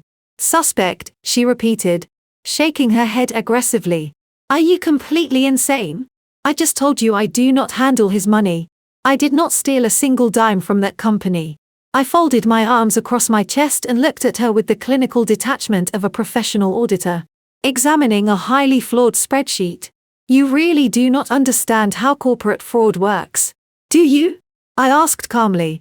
When Gavin decided to set up those for-shell companies to siphon money out of the regional budget, he faced a massive logistical hurdle. He could not register the businesses under his own name. The internal automated auditing software would have immediately flagged an employee name matching a vendor payment. I took a slow step closer to her, forcing her to look me directly in the eye. And he certainly could not use my name. I continued. We are legally married. We file joint tax returns. Any sudden influx of hundreds of thousands of dollars into an LLC registered to my social security number would have triggered an immediate red flag with the IRS. And I would have caught him instantly. Sienna swallowed hard, her grip tightening on the handles of her bag. So what? She whispered, her voice barely audible. So he needed a ghost, I explained, projecting my voice so the vice president and the police officers could hear every single word. He needed a clean name. He needed someone completely disconnected from his marital financial profile, but someone deeply naive and blindly obedient enough to sign whatever legal paperwork he slid across a desk. I watched the exact moment the memory hit her. Her eyes widened to the size of saucers, and the last remaining drop of color drained entirely from her face. She remembered the stacks of documents Gavin had brought to her apartment months ago. The papers he had hastily explained away as special tax write-offs for a confidential executive project. The dotted lines he had pointed to urging her to just sign quickly so they could go out to a fancy dinner. The primary shell company, I stated, delivering the most lethal legal blow of the entire afternoon. The one that processed over $300,000 of the stolen corporate funds, is registered entirely in your name. Your signature is on the articles of incorporation filed with the state. Your social security number is firmly attached to the fraudulent business bank account. Sienna let out a choked, breathless gasp. She spun around to face Gavin, who was deliberately staring at the floor, refusing to make eye contact with her. Tell them it was you, she screamed at him, her voice tearing through her throat. Tell them you made me sign those papers. Gavin remained completely silent. A pathetic coward to the very bitter end. You are not just his mistress, I told her, finalizing her absolute destruction. Legally speaking, you are the chief executive officer of a fraudulent enterprise. You received stolen corporate funds directly into an account you own. And you used those exact funds to sign a commercial lease for your luxury apartment. You are not a bystander. Sienna, you are a legally documented co-conspirator to federal wire fraud and felony embezzlement. One of the police officers turned his attention away from Gavin and took a heavy deliberate step towards Sienna. The officer said, his voice entirely devoid of emotion. I'm going to need you to drop the bag and place your hands behind your back. We have a warrant for your arrest as well. Sienna let out a shriek so piercing it physically hurt the ears of anyone standing nearby. She dropped the luxury black gift bag. It hit the hardwood floor with a heavy thud, the gold ribbon unraveling, and the expensive $40,000 watch box spilling out near the toe of the officer's boot. She backed away, waving her hands frantically in front of her face as the officer advanced. I did not know, she screamed, tears now streaming down her face, completely ruining her perfect makeup. He tricked me. Gavin told me those were tax documents for a special project. He lied to me. I am pregnant. You cannot arrest a pregnant woman for something she did not even understand. The officer was entirely unmoved by her hysterics. He reached out, grabbed her wrist with practice efficiency and spun her around. The sharp metallic ratcheting sound echoed for a second time as he secured the handcuffs around her wrists. Tell them. Gavin, Sienna sobbed, her voice breaking as the cold steel locked into place. Tell them you used me. Tell them the baby and I have nothing to do with your stolen money. But Gavin did not look at her. He did not care about Sienna. He did not care about the baby she was carrying. In the face of his own absolute destruction, his toxic narcissism stripped away every fake layer of affection he had ever shown her. He was only concerned with saving himself. Gavin twisted awkwardly in the grip of the officers holding him, his face streaked with sweat and tears, and looked directly at his vice president. Please, Gavin begged, his voice reduced to a pathetic, high-pitched whimper. I have a family. I have a daughter. You know how much revenue I brought into this company over the years. You cannot let them put me in federal prison. I will do anything. I will wear a wire. I will testify against the bookies. I will give you everything I have. Just call off the federal charges. The vice president looked at him with an expression of pure frozen contempt. You have absolutely nothing left to give, Gavin, he replied, his voice completely devoid of any human sympathy. You are a liability, and my only job now is to surgically cut you out of this corporation. The officers began to march Gavin toward the heavy oak double doors. Beside him, the second officer was guiding a frantically sobbing Sienna, who was stumbling in her designer heels, her emerald green silk dress, looking utterly ridiculous in the context of a federal arrest. As they were led away, my gaze shifted to the edge of the dance floor. My mother-in-law, Brenda, was standing completely frozen, her hands clamped tightly over her mouth.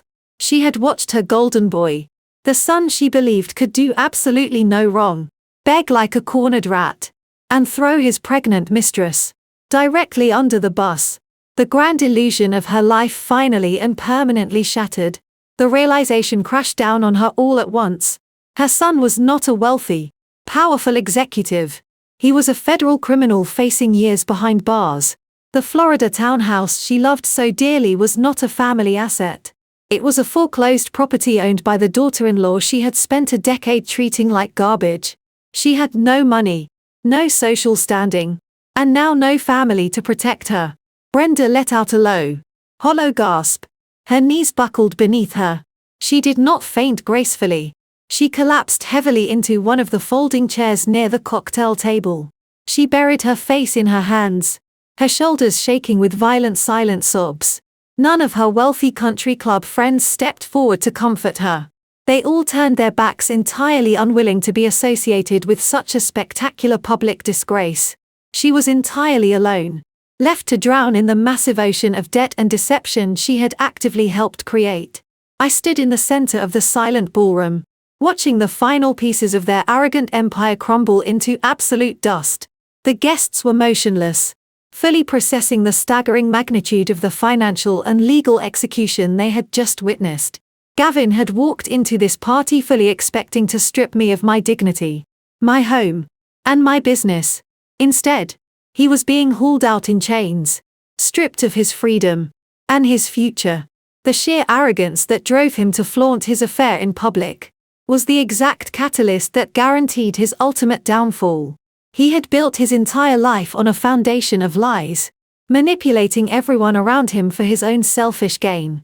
But numbers do not lie, and the truth had just handed him a cold federal prison sentence. The heavy double doors of the Oakwood Country Club swung open one final time to let the police officers exit. Gavin was marched out first. His expensive Italian leather shoes squeaked awkwardly against the hardwood floor as he lost his footing twice. Completely devoid of the swagger he had brought into the room just an hour earlier. He kept his head bowed, his chin practically touching his chest, unable to make eye contact with a single person he had invited to witness his grand victory. Behind him, Sienna was led out by the second officer. Her emerald green silk dress trailed along the floor, picking up dust and debris. She was no longer crying loudly. The sheer shock of the situation had seemingly paralyzed her vocal cords, leaving her staring blankly ahead as the terrifying reality of a federal holding cell loomed over her immediate future. The heavy doors closed behind them with a definitive hollow thud, sealing their fate. Inside the ballroom, the silence was thick enough to choke on. For a long moment, nobody moved. The country club elite, the tech executives, and our supposed mutual friends stood frozen like statues in a museum. Then a collective exhale swept through the room. The guests, who had initially been shocked by my aggressive public confrontation, now looked at me with an entirely new expression.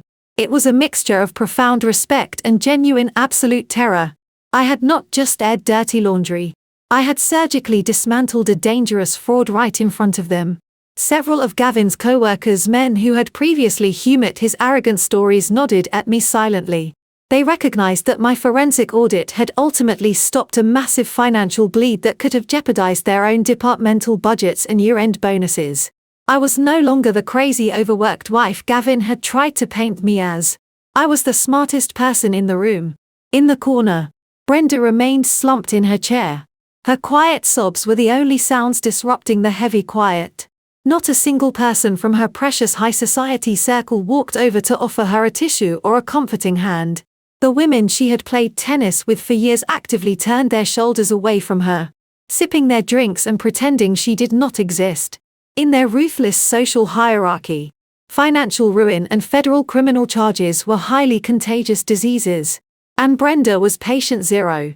She had banked her entire reputation on her son's fake success.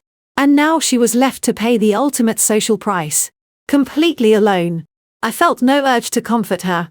She had made her bed with cruelty and deception. And now she had to lie in it.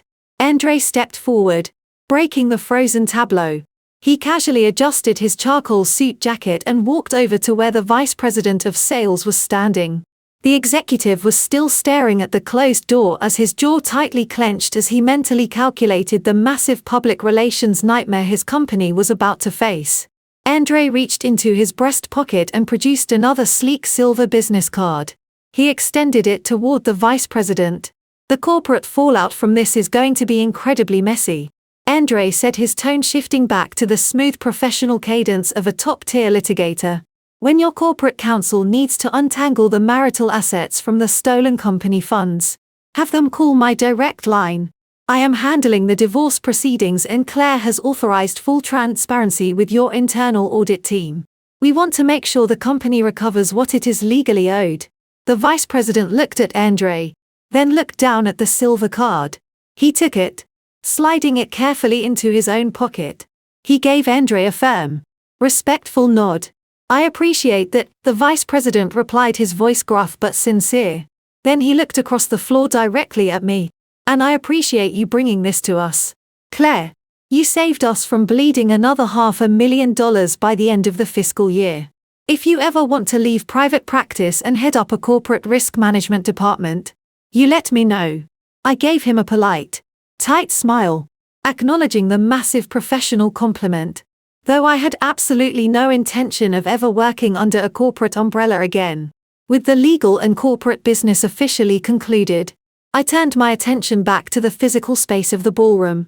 Right in the middle of the dance floor sat the remnants of Gavin's destroyed fantasy. The crumpled black luxury gift bag, the unspooled gold ribbon, and the polished mahogany box containing the $40,000 Pate Philippe watch. It looked like trash left behind after a severe storm.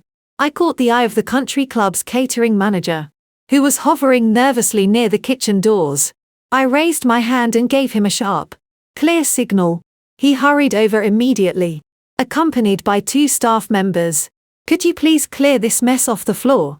I asked politely, pointing at the discarded items.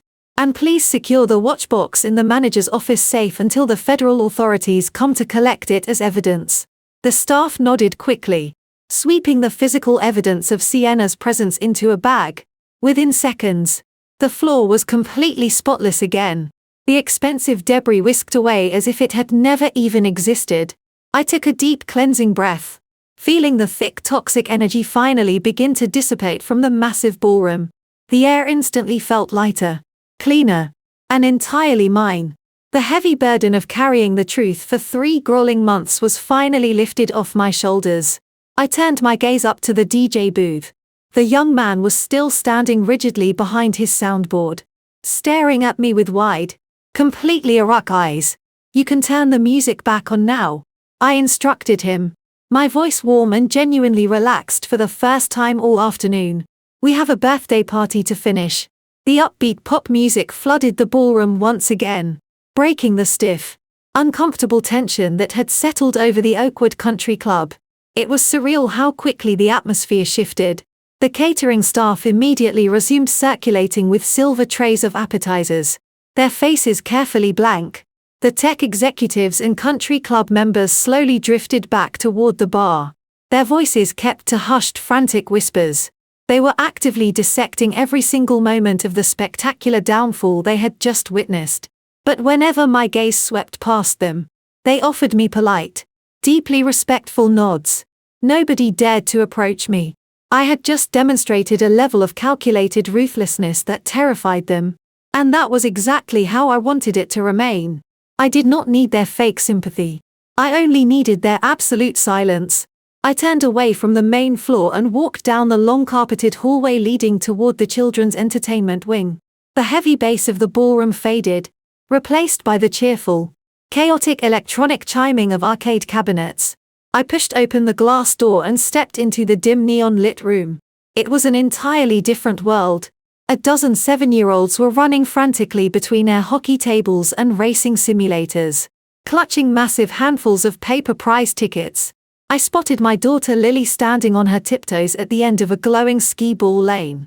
She rolled a wooden ball up the ramp, cheering loudly as it sank directly into the center ring. Our hired nanny was standing right beside her, holding a giant stuffed unicorn and clapping enthusiastically. Lily turned around and saw me standing by the door.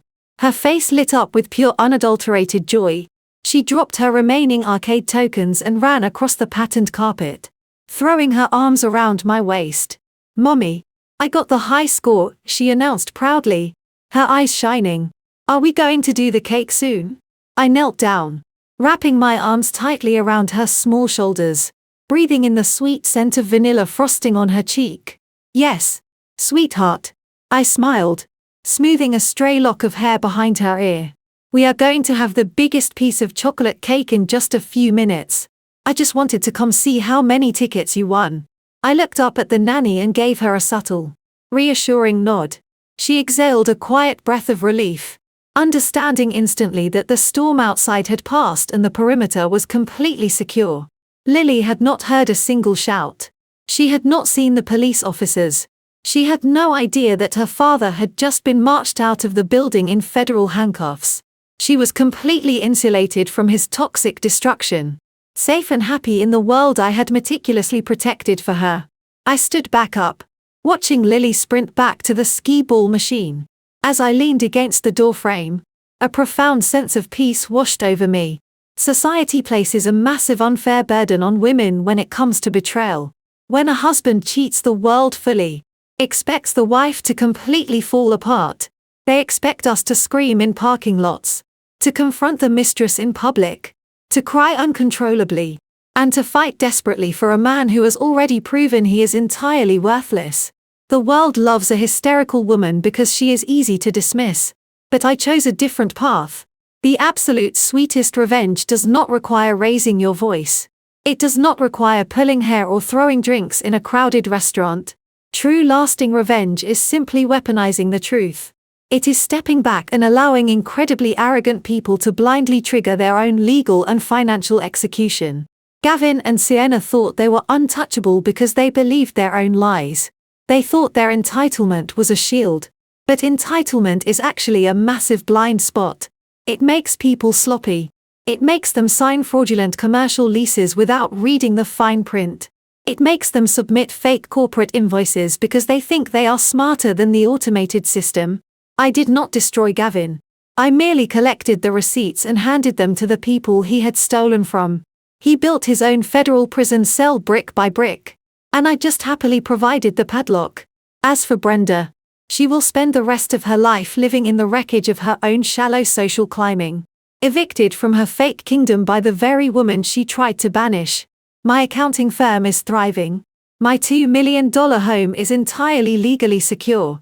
And most importantly, my daughter is safe from a man who viewed her as nothing more than a temporary prop for his corporate image.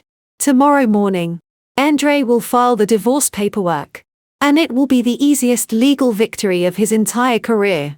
Thank you for listening to my story. If you have ever had to outsmart a narcissist, or if you have ever used your own silent strength to build an airtight case against someone who underestimated you, I would love to hear your experiences in the comments below. Please hit the like button and subscribe to my channel for more stories of surviving toxic relationships and taking back your power. Remember, you never have to play the role of the broken victim.